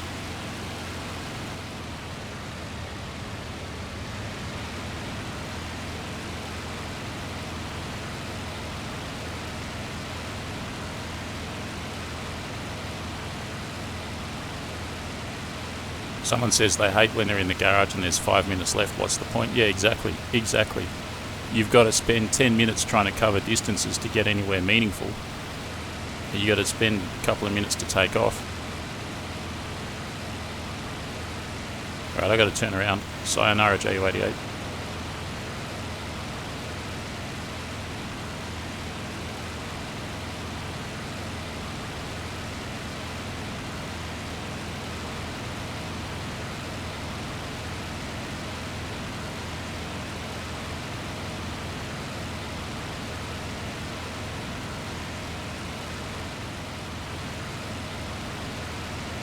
Yeah, we got some flak. We got an aircraft, a single aircraft, 2 aircraft. Much higher than me, of course, 3 aircraft. It's probably the same deal, 5 109s versus 1 Tempest. Yay, by the time I get there it's all over.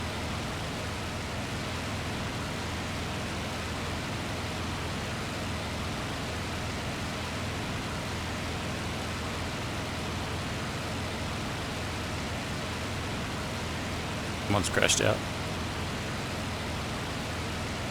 I can see an allied aircraft there though, I think.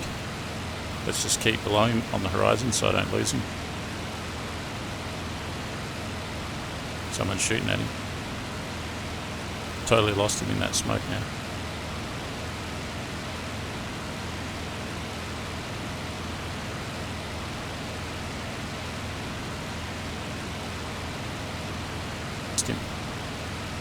Yay, happy. Lost the target, yay.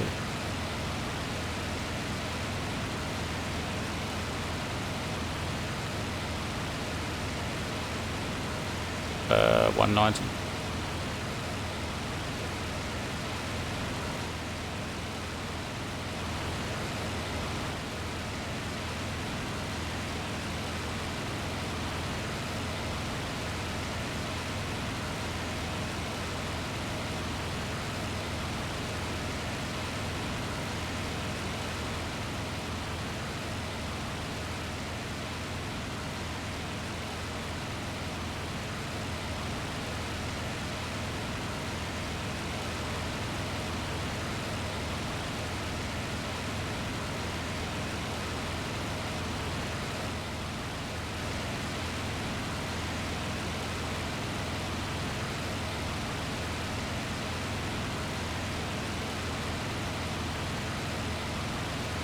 According to that, there's at least 36 players on here right now. So 36 players is in this entire area. It's not enough players.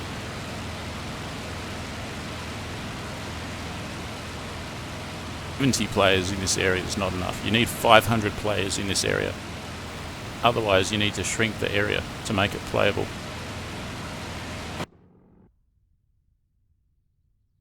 Most people aren't like me that kind of play this. Most people have 25 minutes at the end of an extremely hard day in the 9 to 5 and managing a family to do something fun. And, you know, 25 minutes to an hour. And if you're just going to spend it trying to take off, trying to get to a target and not seeing anything, even in peak times when there's 80 players, you might see 1 or 2 aircraft. They need to shrink the size of the zone of combat. The distance between enemy and allied airfields needs to be closer together, probably another 50% closer.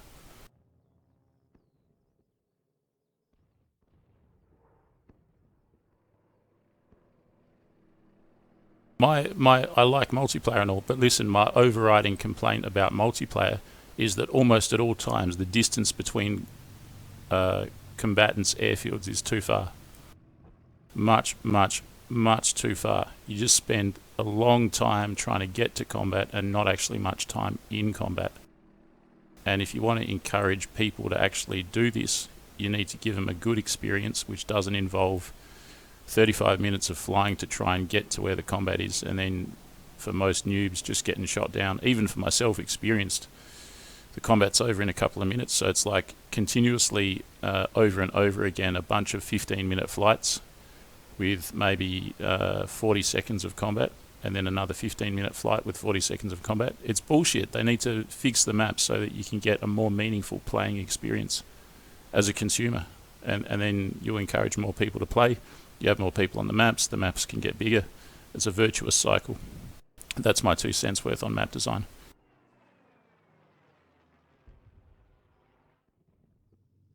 I think it's time to try tactical air war.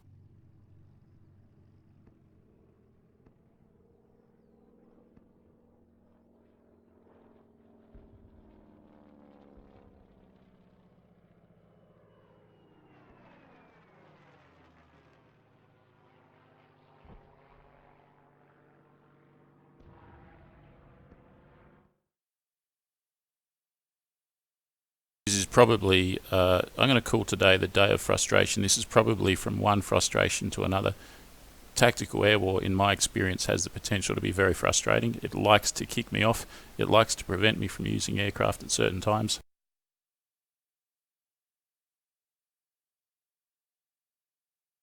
We shall see. Time for another sip of coffee. Getting very hot in here. Let me just go and open a window.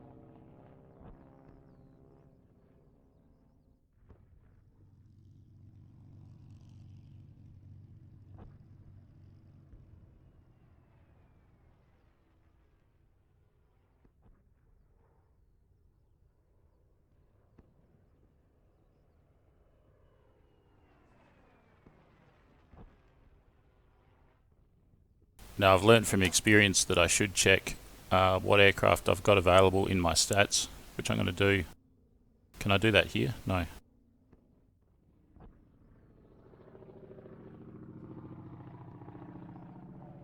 I can't from here. I'm going to check my stats page, and I'll come back in about half a minute, and I'm just going to see what aircraft I'm able to fly.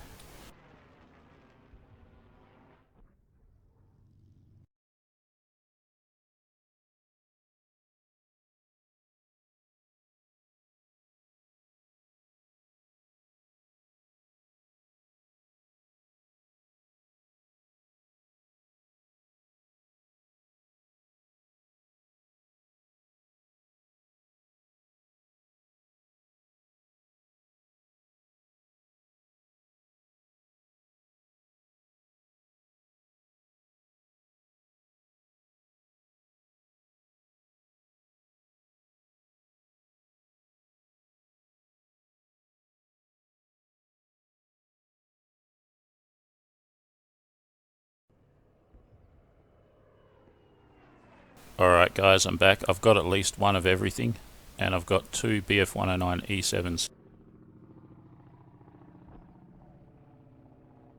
We got 11 players here, maybe I'll start here. Gonna fly an E7 to get started. Gonna try and do combat with the venerable I-16. Gonna take off with full fuel. Where's my Wasp? I like the Wasp colour scheme. Guns.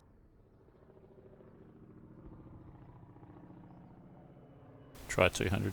I usually go 150 with this one, but I'll go 200. Remove the headrest, so I've got better visibility back rearwards. That's about it.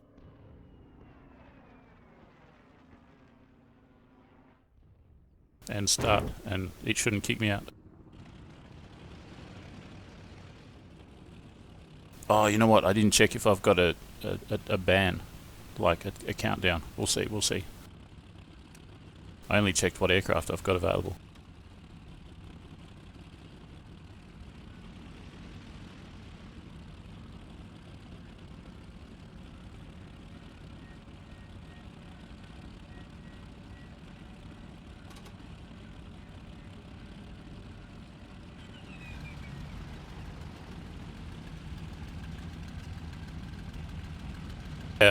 Yeah, Mark. If you're wanting guaranteed combat, there's always, against bots kind of thing, there's always single player.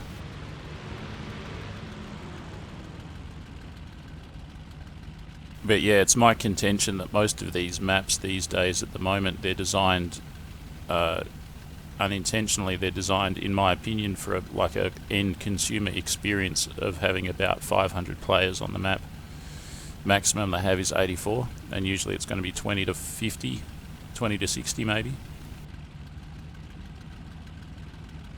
So to me that says that the map needs to be smaller, generally speaking.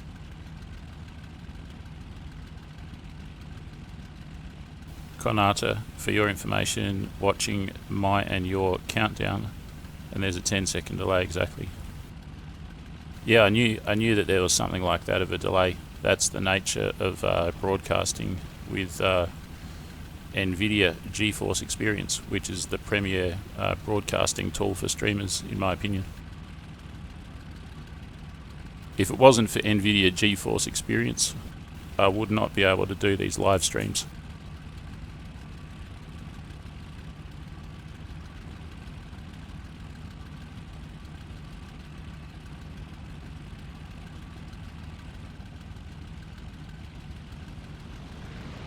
Konata kicked.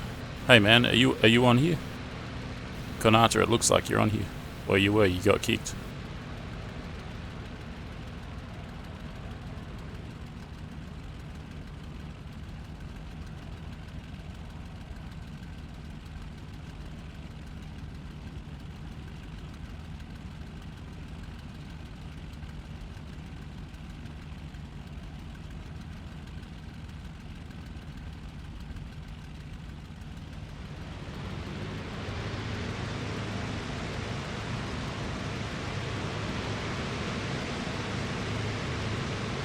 Are you on tour? I was right next to you. I see. What happened, man? Do you have a tour membership type thing? Have you signed up at tour.de or whatever it's called to get your, you know what I mean?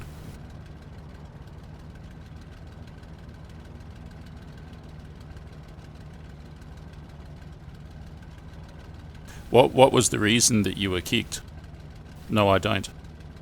Yeah. With Tactical Air War, you got to go to their website. Type in your IL-2. What do you got to do? You got to kind of register. Registering is kind of like it's not a very formal thing. Doesn't take too long. But you'll need to like type if your username on IL-2 in general is Konata, then you'll need to go, if you want to play on Tactical Air War, you'll need, and this goes for anyone else and myself, you'll need to go to Tactical Air War's website and register. And registering is you put in your exact IL-2 username, and then you make up a password.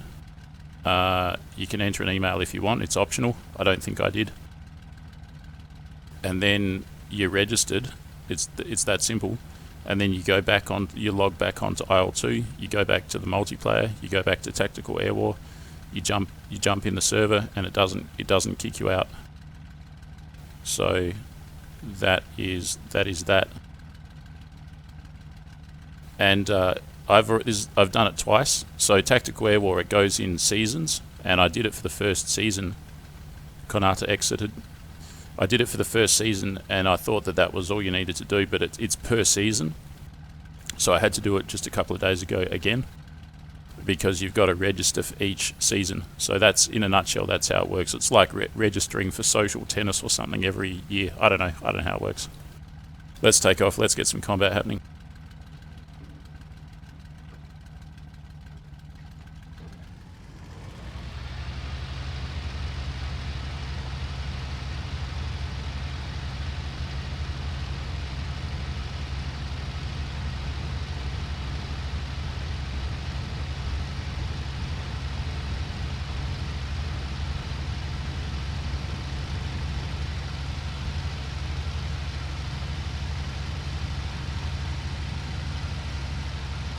Sun looks to be going down.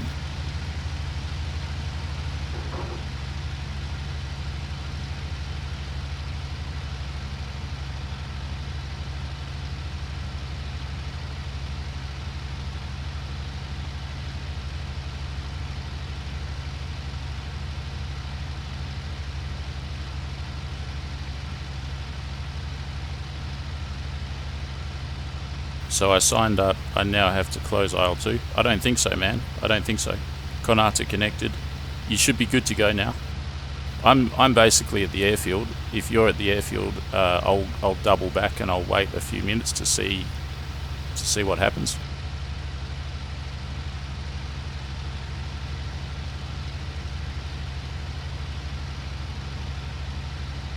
I've put my lights on. I've put my lights on. And I'm coming back at the airfield. I'm crossing the airfield now.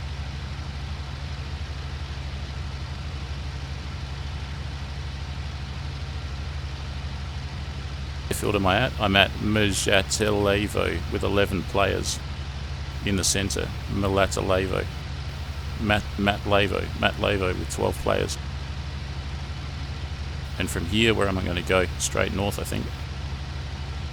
More than that, I don't know.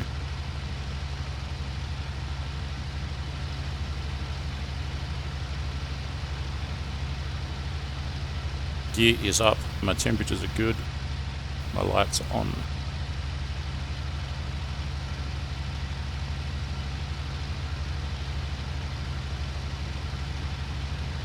At Konata, if you're hearing this, man, and if you're on the tour server at the airfield that I'm just buzzing you now, just make sure that you keep a tablet or a phone open with the volume turned up on the stream so you can hear what I'm saying. Otherwise, you're not going to be able to follow me. Engine starting. Yeah, good, man, good. Hopefully you can hear me. Make sure that you can hear me. I saw your engine starting.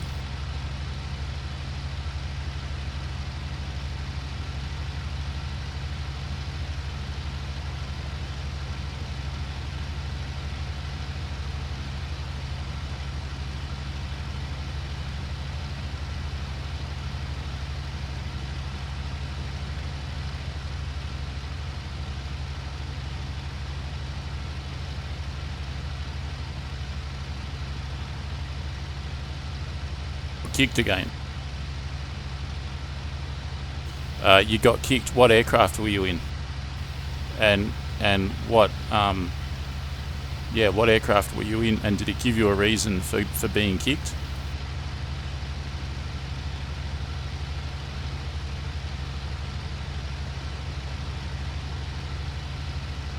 F2. Nah, man, you can't use the F2. You cannot use the F2. You see how I'm flying an E7? Yeah, I know what your problem is. You need to fly an E7. That will solve your problem. Jump back in an E7 and you're good to go. The F2 is, even I've been flying this a few days, I do not have access to an F2. I've got access to an E7, a Mackie, a 110, an 88, two HE111s, one transport version, a JU52, but no, and a Stuka, and probably a Henschel, but no F2.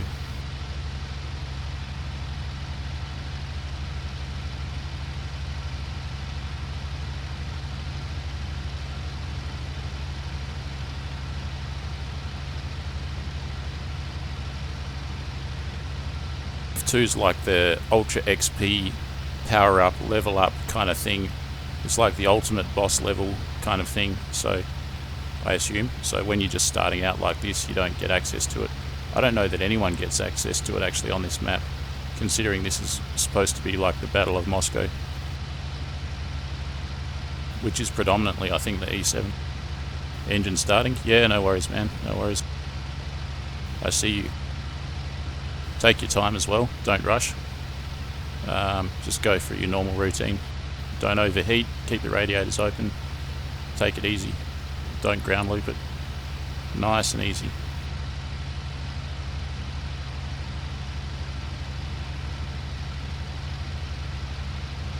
And when you're airborne, you might want to put your lights on as well.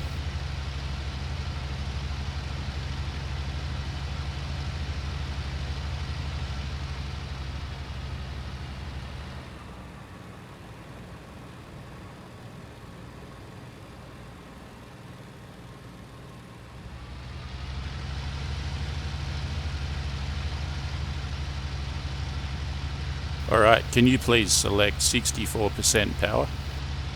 If you go for 64% power. Alright, can you turn to your right hand side? I'm over here. You're looking at the wrong guy. Turn to your right. Hey man, turn to your right. Turn to your right, turn to your right. Dude man, where you going?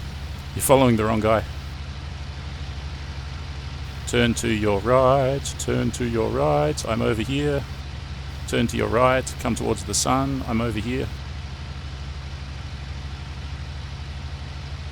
I can see you, man, can you see me? You need to come towards the sun. You went towards the wrong plane with its lights on. I'm gonna flash my lights, man. Look to your left.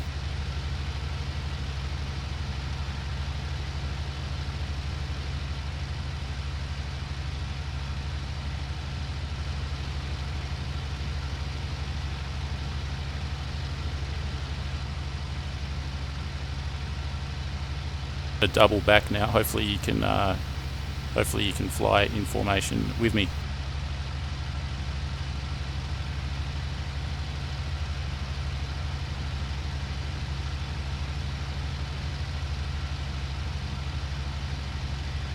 Alright, I see you flashing your lights, man.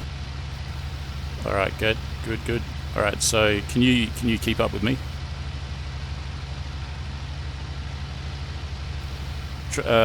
Great, so go for 64% power and just try and keep up with me, okay? I'm going to be going north, and it's your job to stick with me. Your job to stick with me. Alright, so you got me? I'm going north.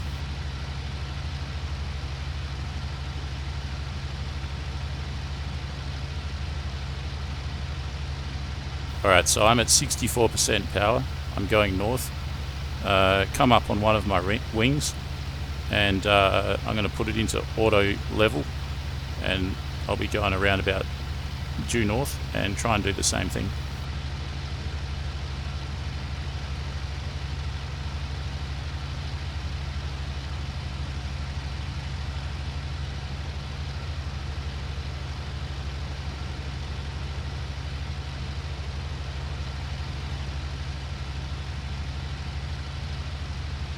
I can't see you, man. I cannot see you. If all is going well, I should be able to see you right now off one of my wings. Where are you?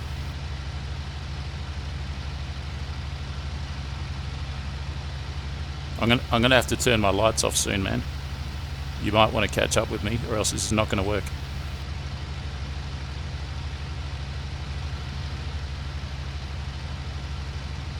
Alright, you got me? Alright, I see you. Come up closer, like so that you're directly off of one of my wing. Just try and stay in a position where I can see you. I can only barely see you if you speed up a bit. I'm flying at 64% power, so if you speed up, catch up to me, get somewhere where I can see you, and then go 64% power and go auto cruise going north. Okay, and I'm going to turn my lights off now. We've got firing in the background, but let's ignore that. It could be someone's gunner doing some, I don't know, shooting practice. The one thing I'd say is that I can see you, but I can only just see you. Ideally you'll need to accelerate so that you're just off of my wing. You don't have to be close to my aircraft. You have to be so that I can just look out the window and I can see you without having to look for you. Does that make sense? Good job, good job. Alright, so go 64% power, go left shift A for auto level, and you're all good.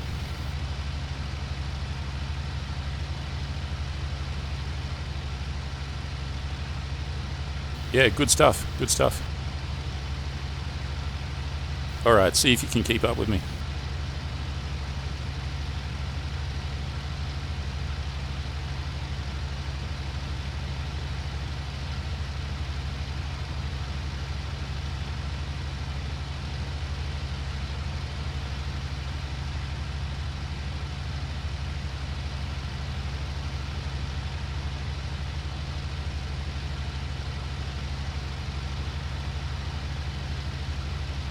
Yo, Konata, I can see an aircraft at our 12 o'clock. Please follow me, and we'll see. I'm breaking the formation. Stick with me, and we'll go towards those aircraft. Okay? It's up to you to follow me.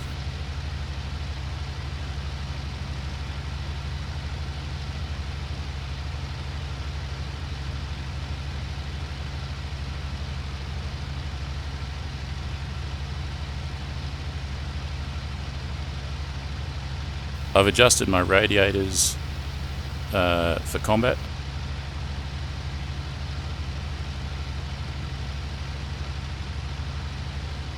Are you with me, man? Can't see you. I see you. Try and keep up with me. I'm still at 64%, but just try and keep up with me.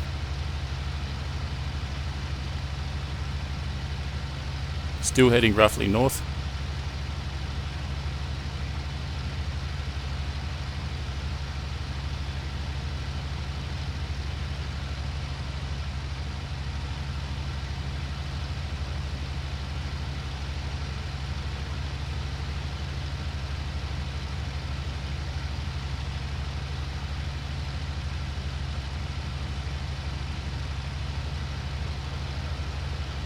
Right, there were some aircraft up here. Damn it, I lost them. Still looking.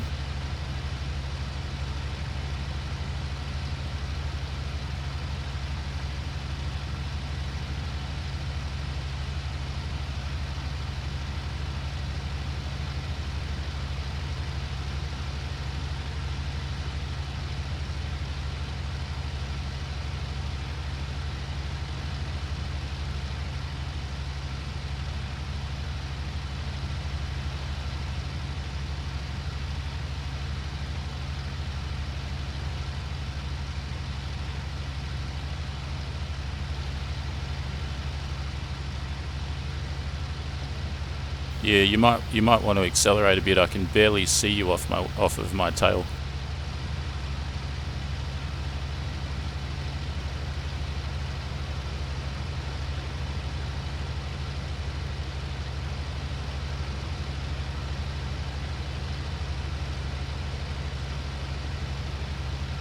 In about 4 minutes, if I don't spot any enemies, I'm going to go south and just keep doing that. Something nice and easy.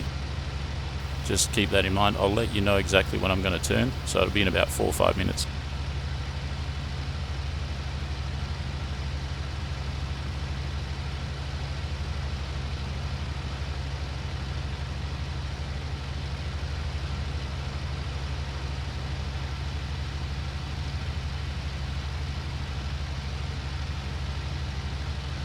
I see an aircraft. Konata, stick with me, man. Stick with me. Going after an aircraft. Stick with me. I'm descending a bit. Make sure that you just follow me, and I'm following an aircraft. I'm going to increase my power now to about 75%.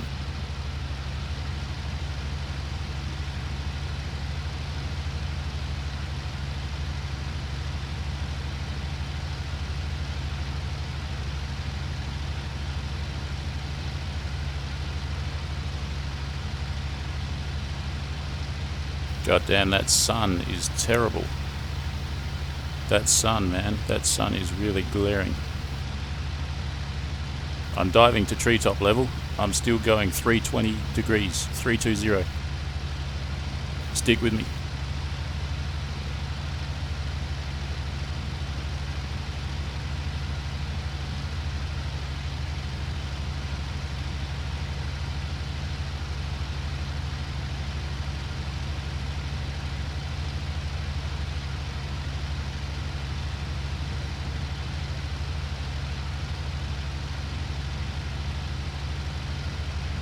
Alright, damn it, there was obviously an aircraft. I've lost it. Where could it be?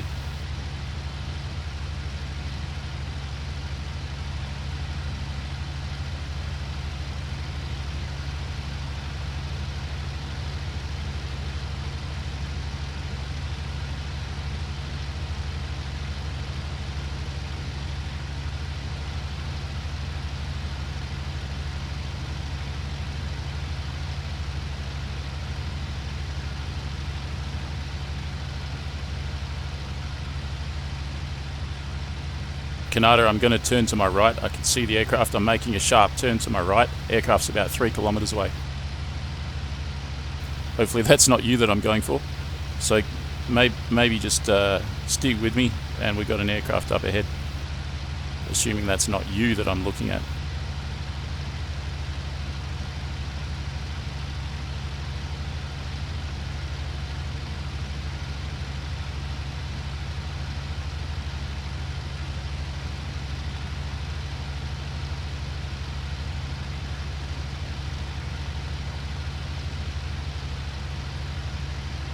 Looks an awful lot like a 109.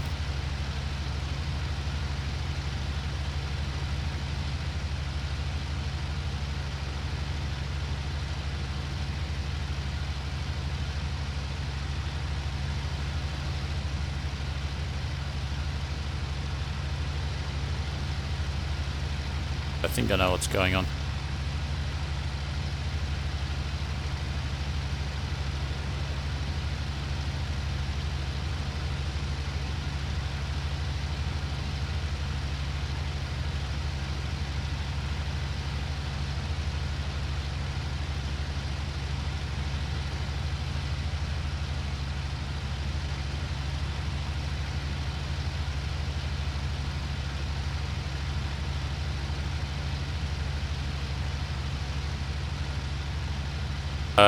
Yeah, I reckon Kanata's lost me. I think I can't see him, so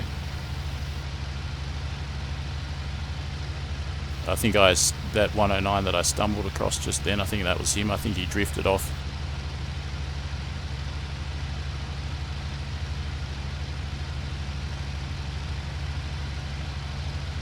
Got to be able to keep up with me is the one prerequisite. That's why I kept on saying, stick with me.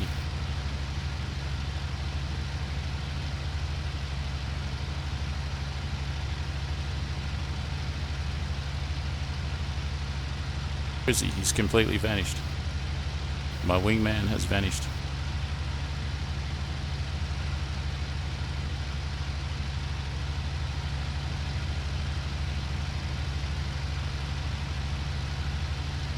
you, no worries. Yeah, I know, man, I know.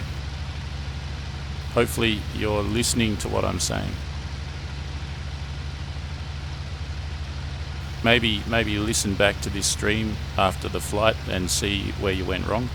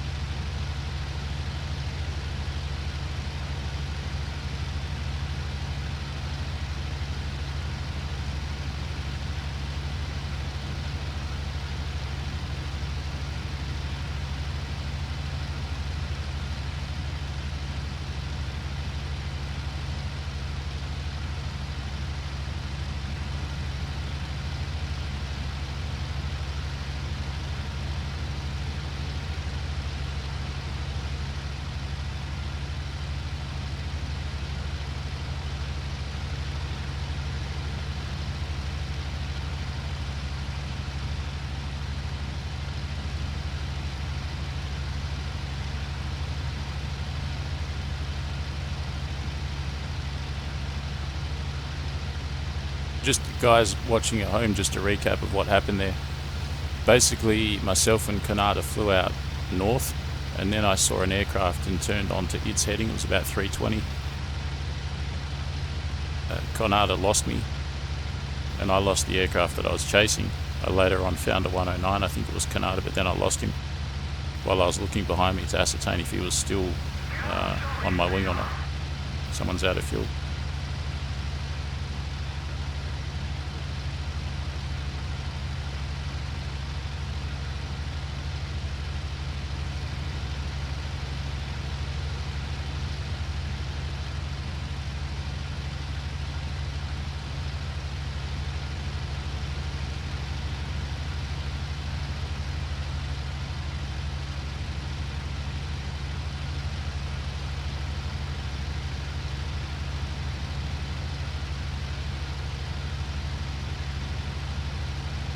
Alright, Kanata, if you're listening, I'm heading south, due south.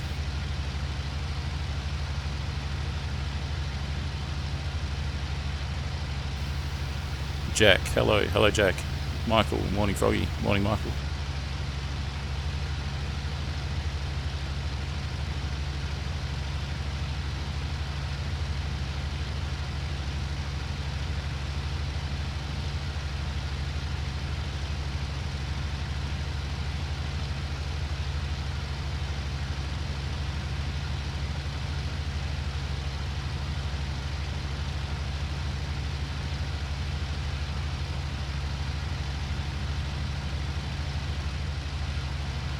For a sip of coffee.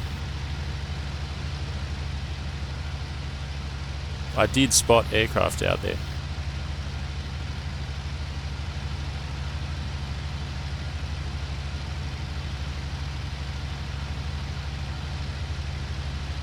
How are you today? Yeah, very good man, how are you?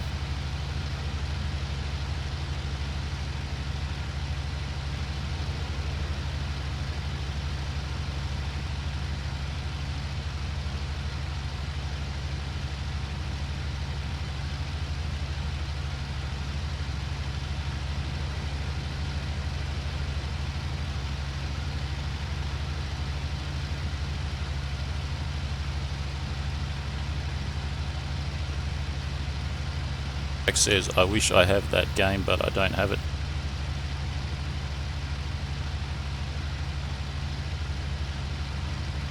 Michael, why you stay low? 109 is a boom and zoom fighter. When I see a target, usually it's because I'm below the target. Does that make sense? In this game, you've got a decent skyline. When there's anything in the sky and you're below it, you can see it. If you're above its altitude, you have a much harder time seeing it. So it's a catch-22.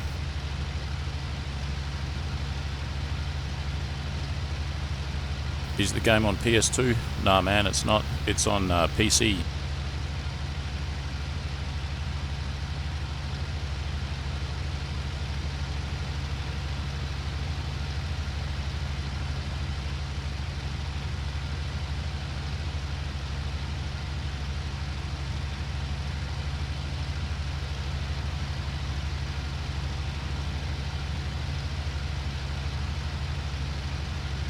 Reduce my engine back to 64. Shouldn't run it at combat power for that long.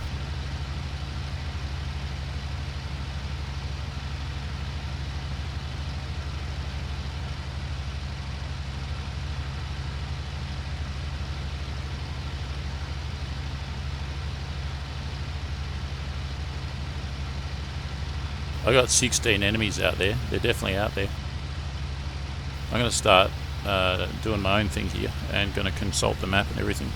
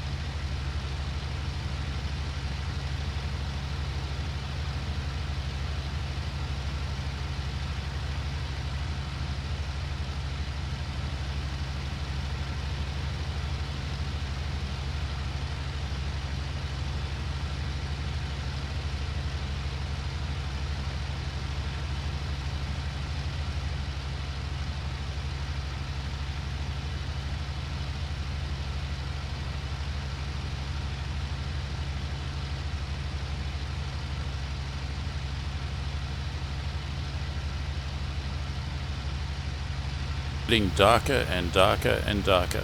I think as it gets too dark, the map is going to finish, which is annoying because it means just as I get familiar with this map, it's going to end. And again, that just means a whole lot of flying and no combat. So I've got a bunch of rivers here.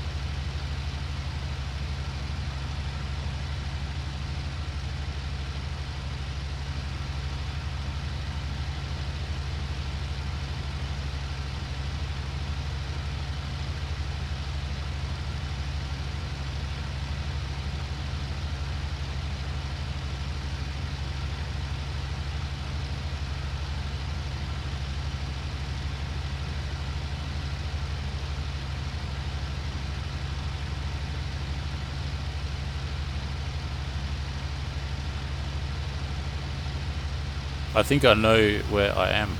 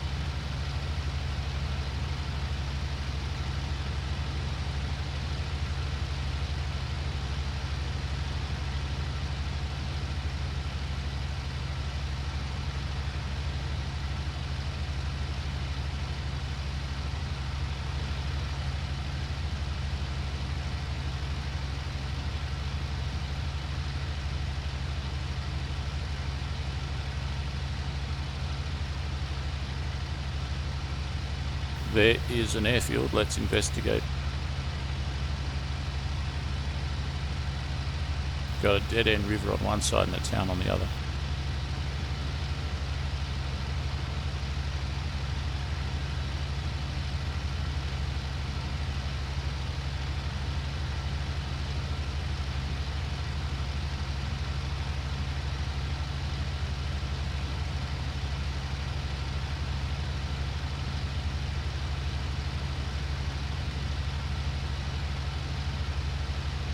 It's probably that one.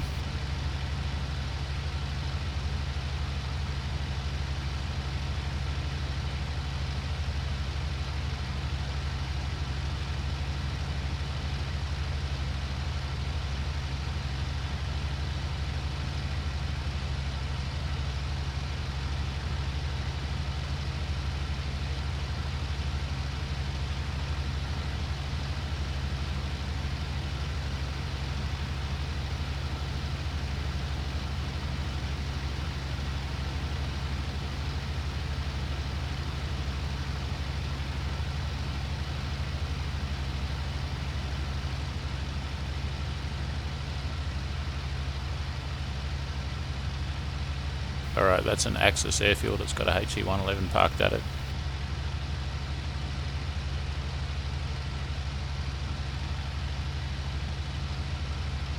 That tells me that I'm on the Axis side of the line. It's got a town next to it, and it's got a river, it's got a road, the river's got a bridge. Is it a dead-end river? No. But one section of it near the town is, it goes to there and it stops.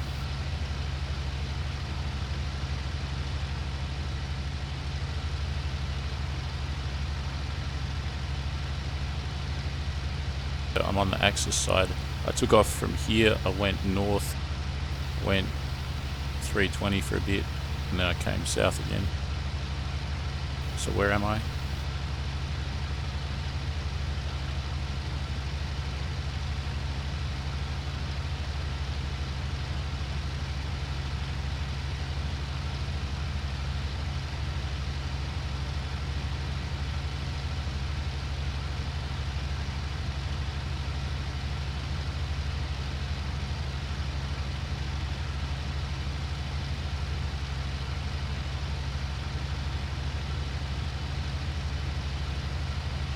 Could be anywhere.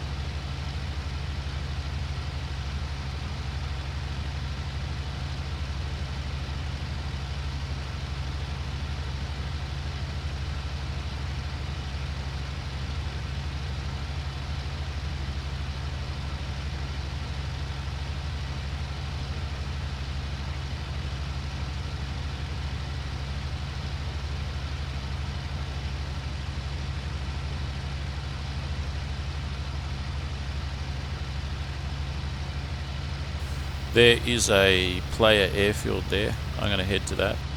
If it don't shoot at me, then it's one of mine. There's another one there.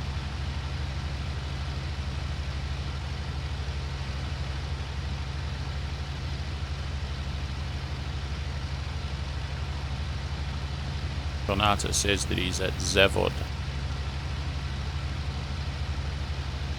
I had a look at the map. I can't immediately see Zavod on the map. It'd be good to have a grid square, because a grid square is easy to spot. There's an aircraft taking off there. Let's have a look at him.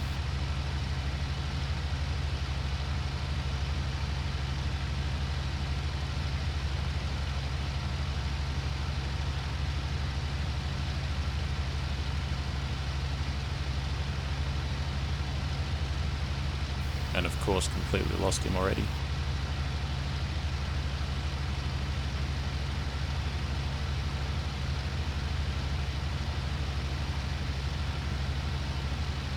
Again.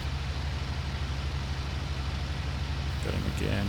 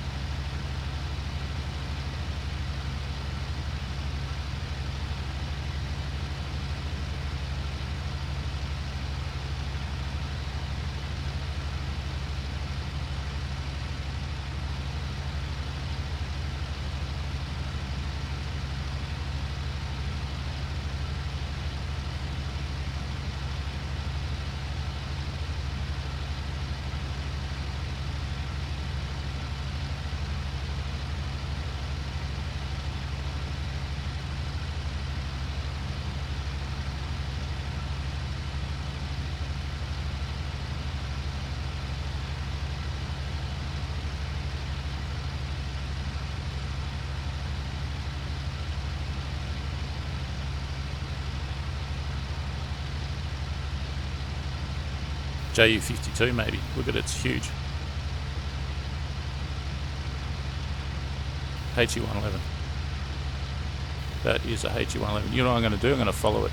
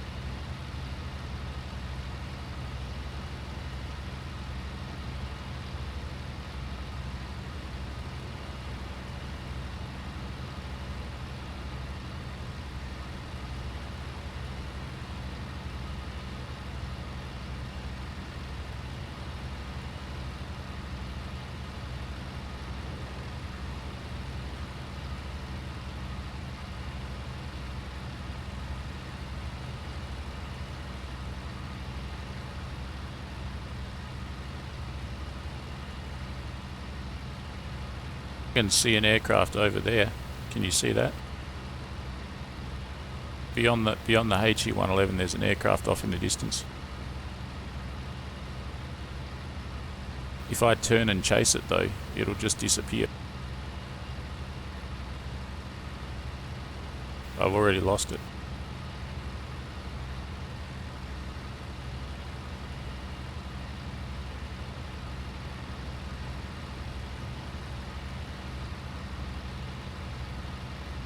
And here's an airfield.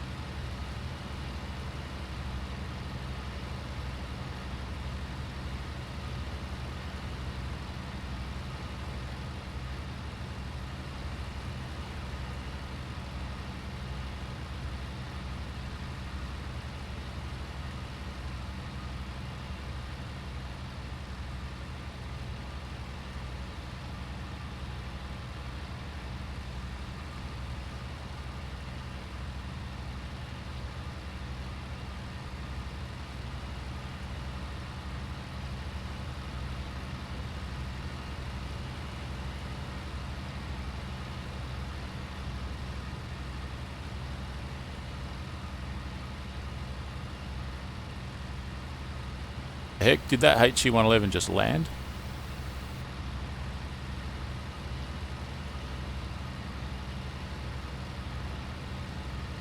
You landed? Really? Why on earth did you land?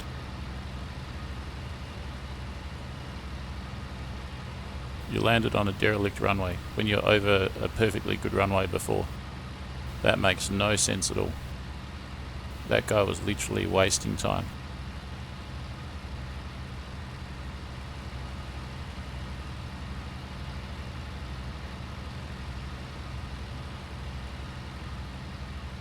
Right, I did see an aircraft over in this direction somewhere.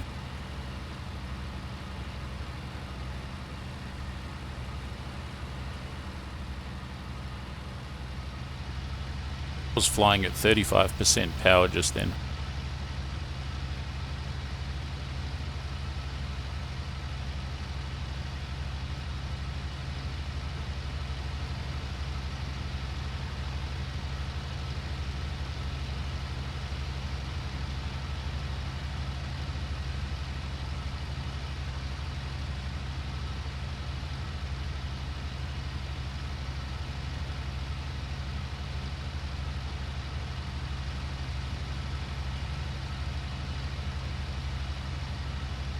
Yeah, look, Konata, I mean, I did say multiple times, stick with me.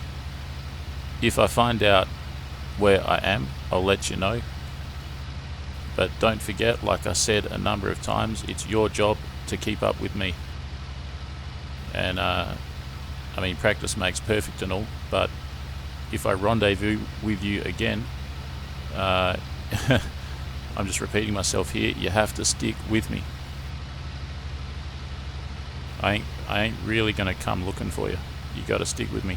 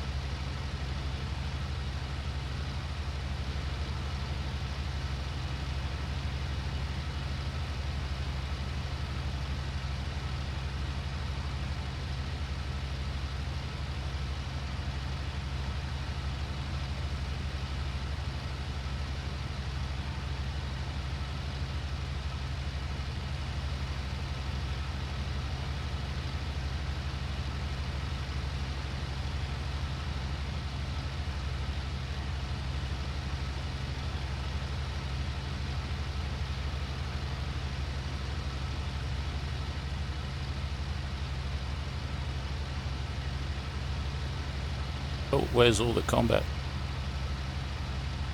There's at least 16 enemies out there somewhere.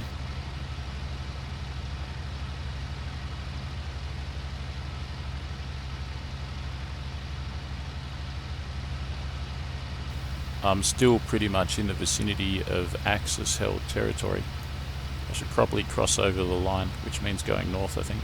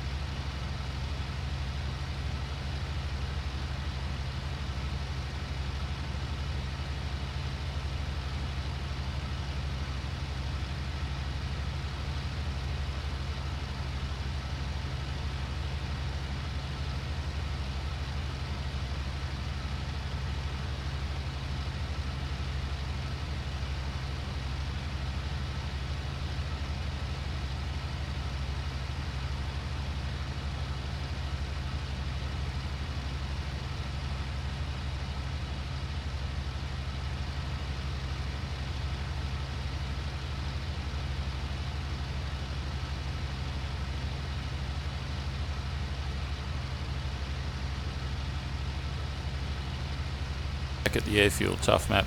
Yeah, that's what I'm saying about a lot of these multiplayer maps, is they're huge and they're empty. Huge and empty.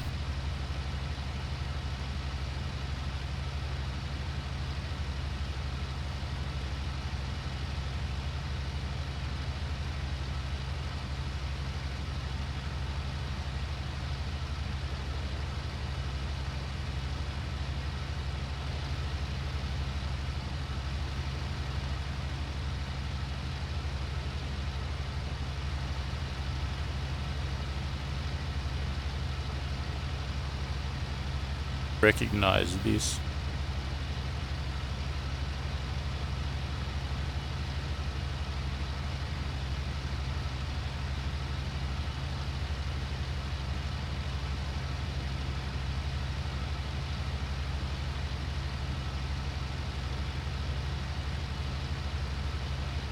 Yeah, that's Zanino that you were talking about. Oh, I get you.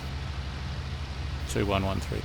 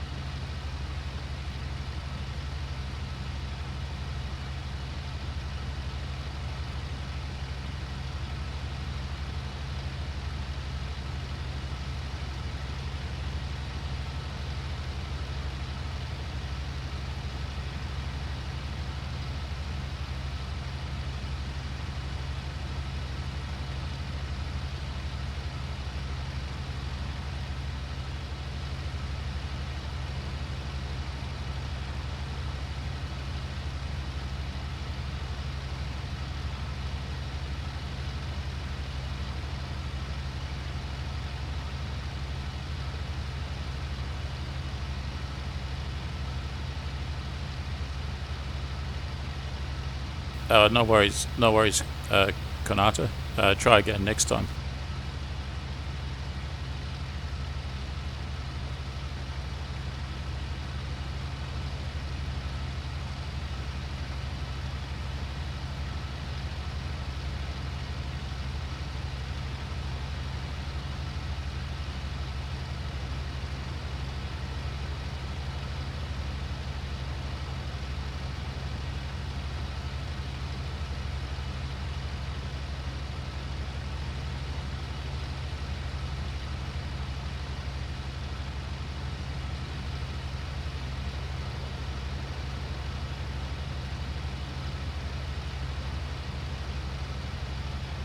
Flying exactly due north right now.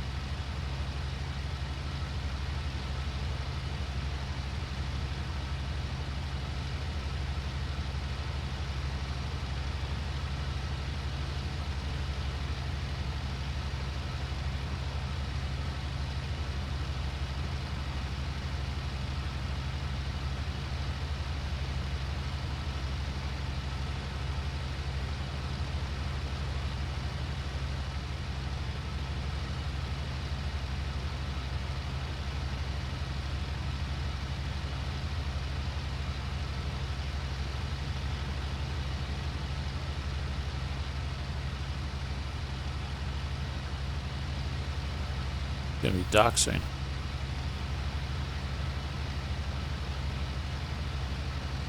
According to the clock, what time is it? 9:30 p.m. 9:30 p.m. In the middle of summer, no doubt.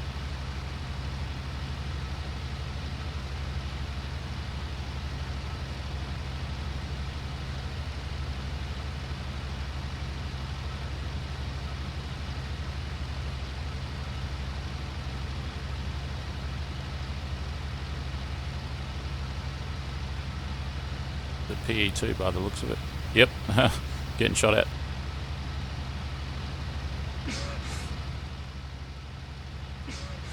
Alright, so I've gone further enough north that I've discovered an enemy airfield that's now shooting at me.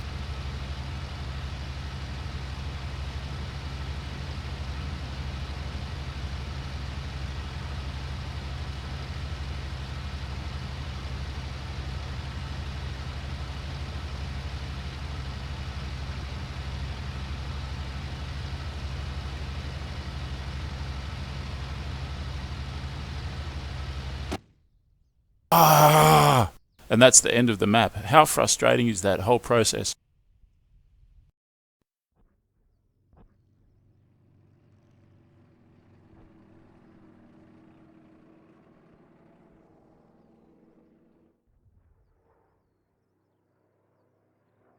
Literally flew for 59 minutes with no action.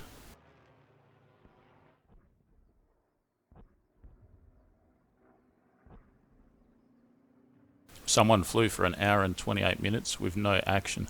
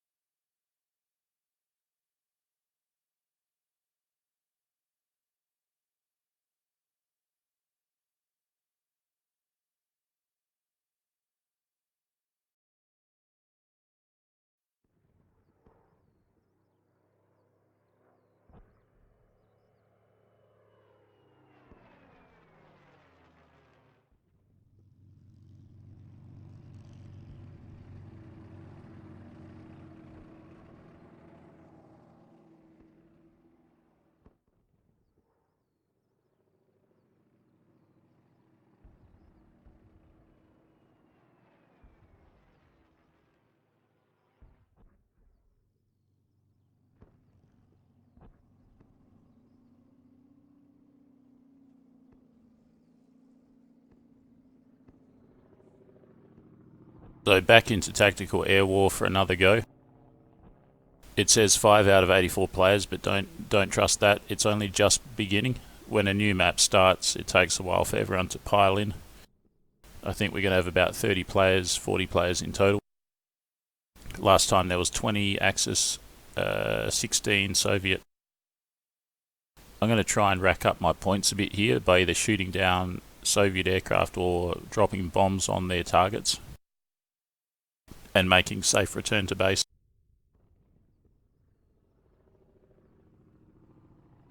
Just going to grab a cup of coffee and then I'm going to get into it really seriously, really going to focus on everything that I'm doing, focus on my navigation, focus on my plane selection, aircraft loadout, fuel, everything. I'm going to try and rack up my points and then get back to base successfully, so stay tuned.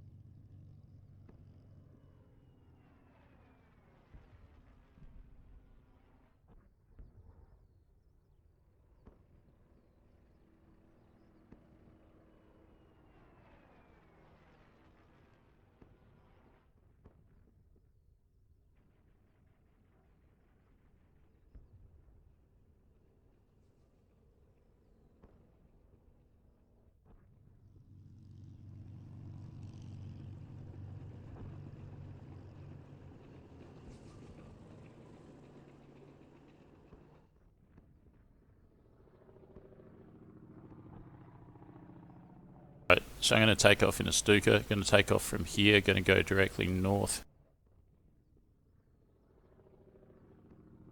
I'm going to find the convoy of tanks. It's probably on this road here. You're going to find the convoy. There's also a... Got to be careful because that's our position there. And there. I'm going to drop the 1,000 kilogram bomb on the tanks. They'll have AAA with them. And then I'm going to return to base. Then I'm going to go back with the probably a Stuka with the BK 3.7 cannons and attack the tanks. Or I'll go back with a 109 if there's a lot of enemy aircraft there. So it's straight north from here.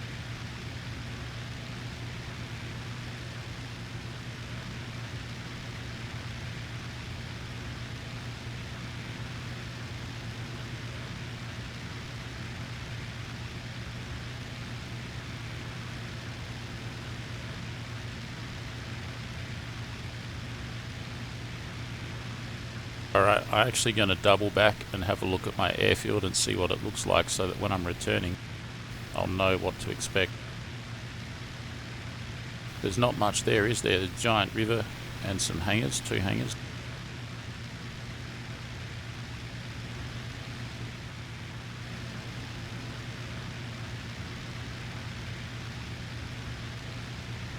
Clock seems to be reading it's 4 o'clock, 4 p.m.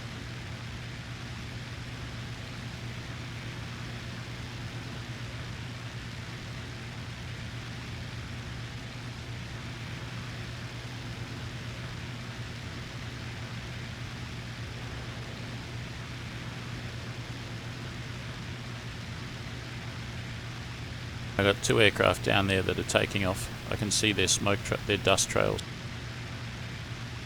And big standout feature is the 2 hangars.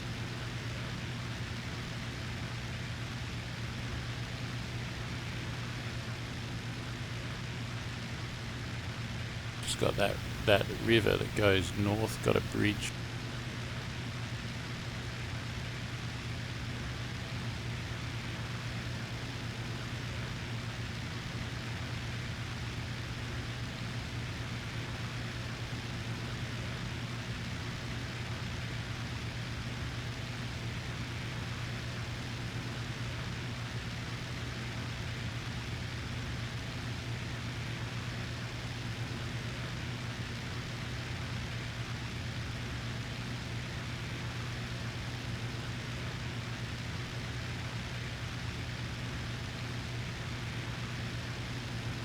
Right, so from this airfield here, Matt Lavo,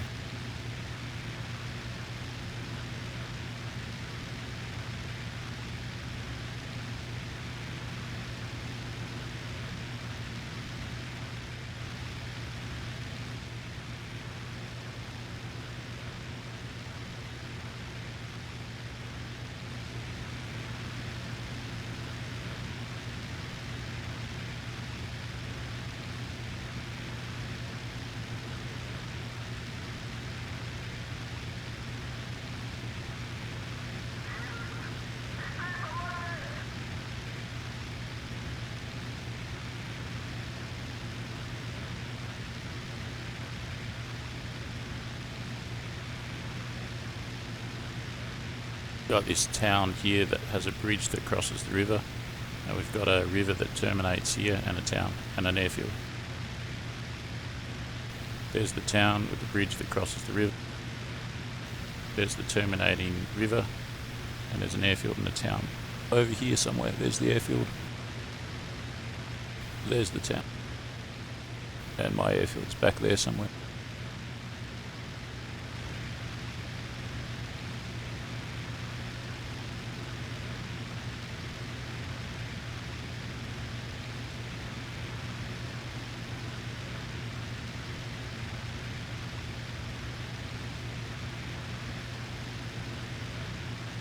I took off here, I'm now here, going up to these tanks. There's a road here that kind of joins in a double Y.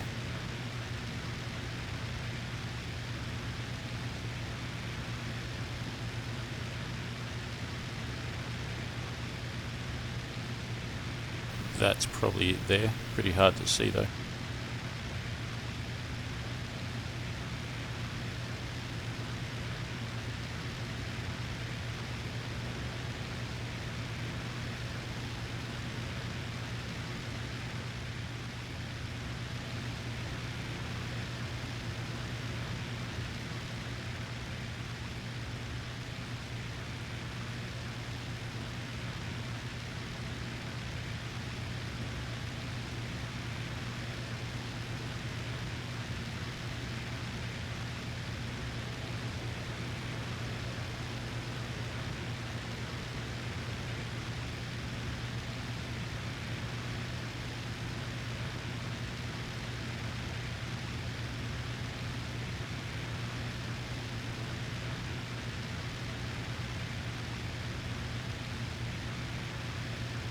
Took off here, found myself there, identified that spot there, keeping going north. Should have a town on my left soon. and another river. Town crosses the river, and another terminating river here.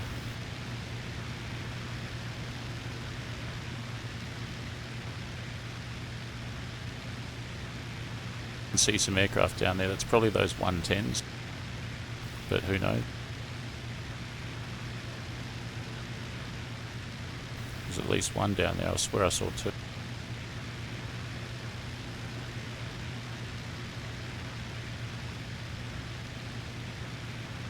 Yeah, there's two.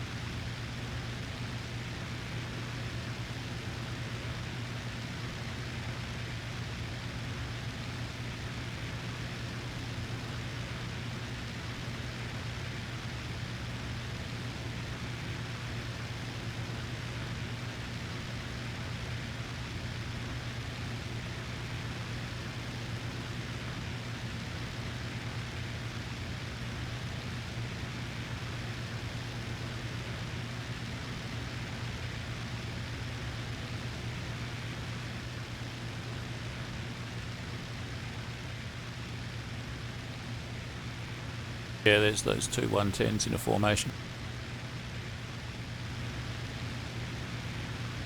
There's that town, there's the river, which is there, and the river here. I'm going to find that terminating river soon, and then get up to these tanks on this road. There's also a town there, and our positions.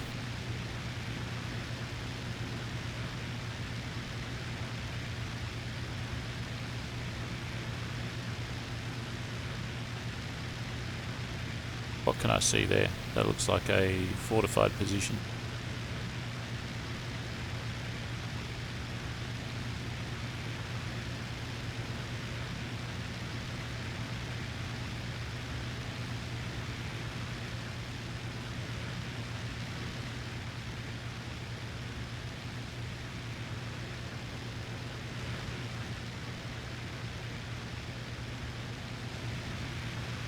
Right, I've just crossed the river. I'm just to the right of the town.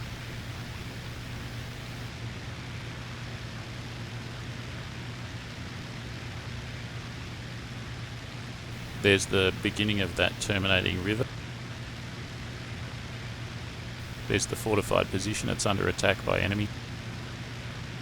Damn it, what do I do about this?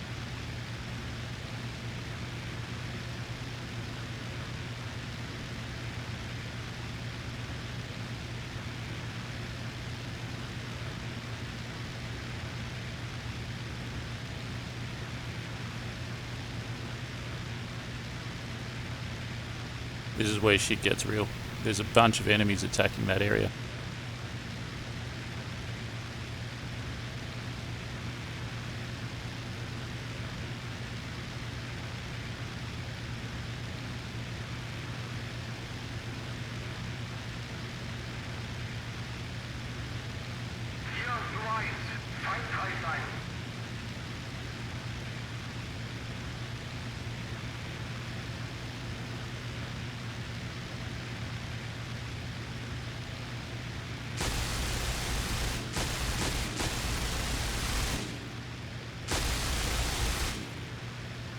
I wish I could tell my gunner to shut up, because he shouldn't be firing from here. We're in stealth mode.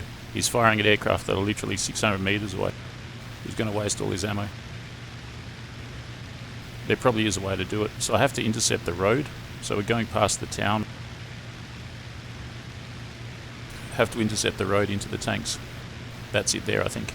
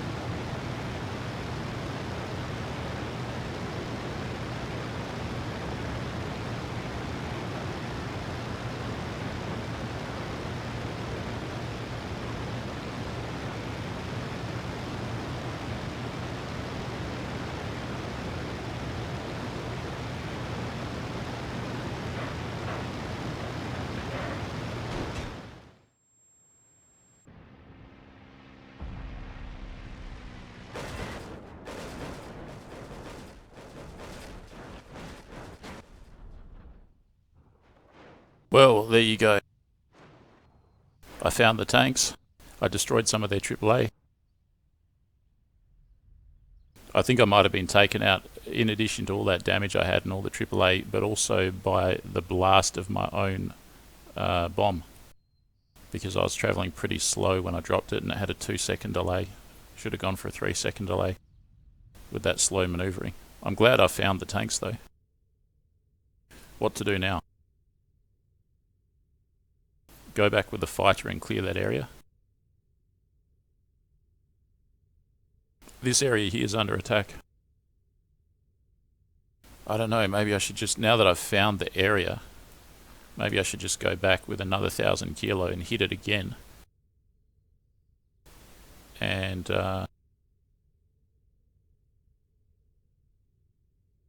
keep hitting it and hitting it until it's done. The other thing is you only get one of each aircraft, and that was my Stuka. I don't think I'll get another one.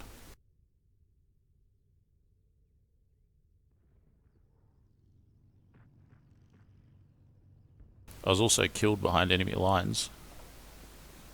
3 vehicles, heavy weapons, assists, 6 points.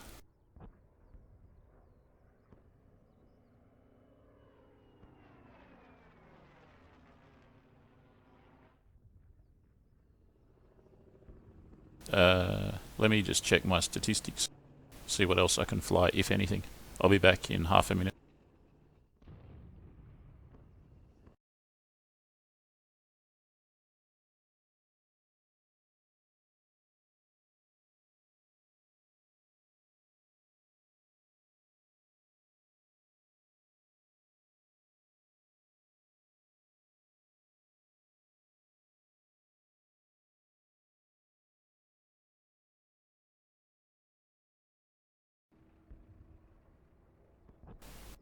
Hello guys, back again. I just checked my statistics. I've got a 19-hour and change penalty, time penalty, for getting killed behind enemy lines. 19 hours, so I can't play Tactical Air War for 19 hours.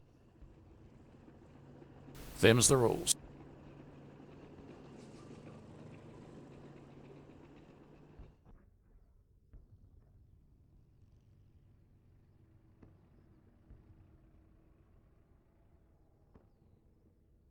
Well guys, it's been another long stream. Not a very good one in a lot of ways. When I was trying to sort out track IR, that was very frustrating.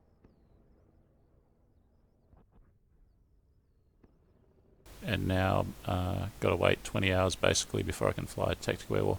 Not to worry. Thanks Konata for trying the team flight there. If I could give everyone one piece of advice, is if you want to fly with me, make sure that you have the ability to stick with me, especially when I go on some mild maneuvers. Like, find me, I'll be flying at auto level, and yeah, make sure that you can stick with me, and then it should be able to get pretty interesting. I'll probably be back later on with more live streaming, but a bit of a break now. Thanks guys, like, share, subscribe, check out froggyfrog9000.com. If you want to support the channel, you can do so on Patreon or by becoming a member on YouTube. It's around $5 a month, free to cancel anytime. I'll catch you for the next live stream, hopefully. Till then, bye for now.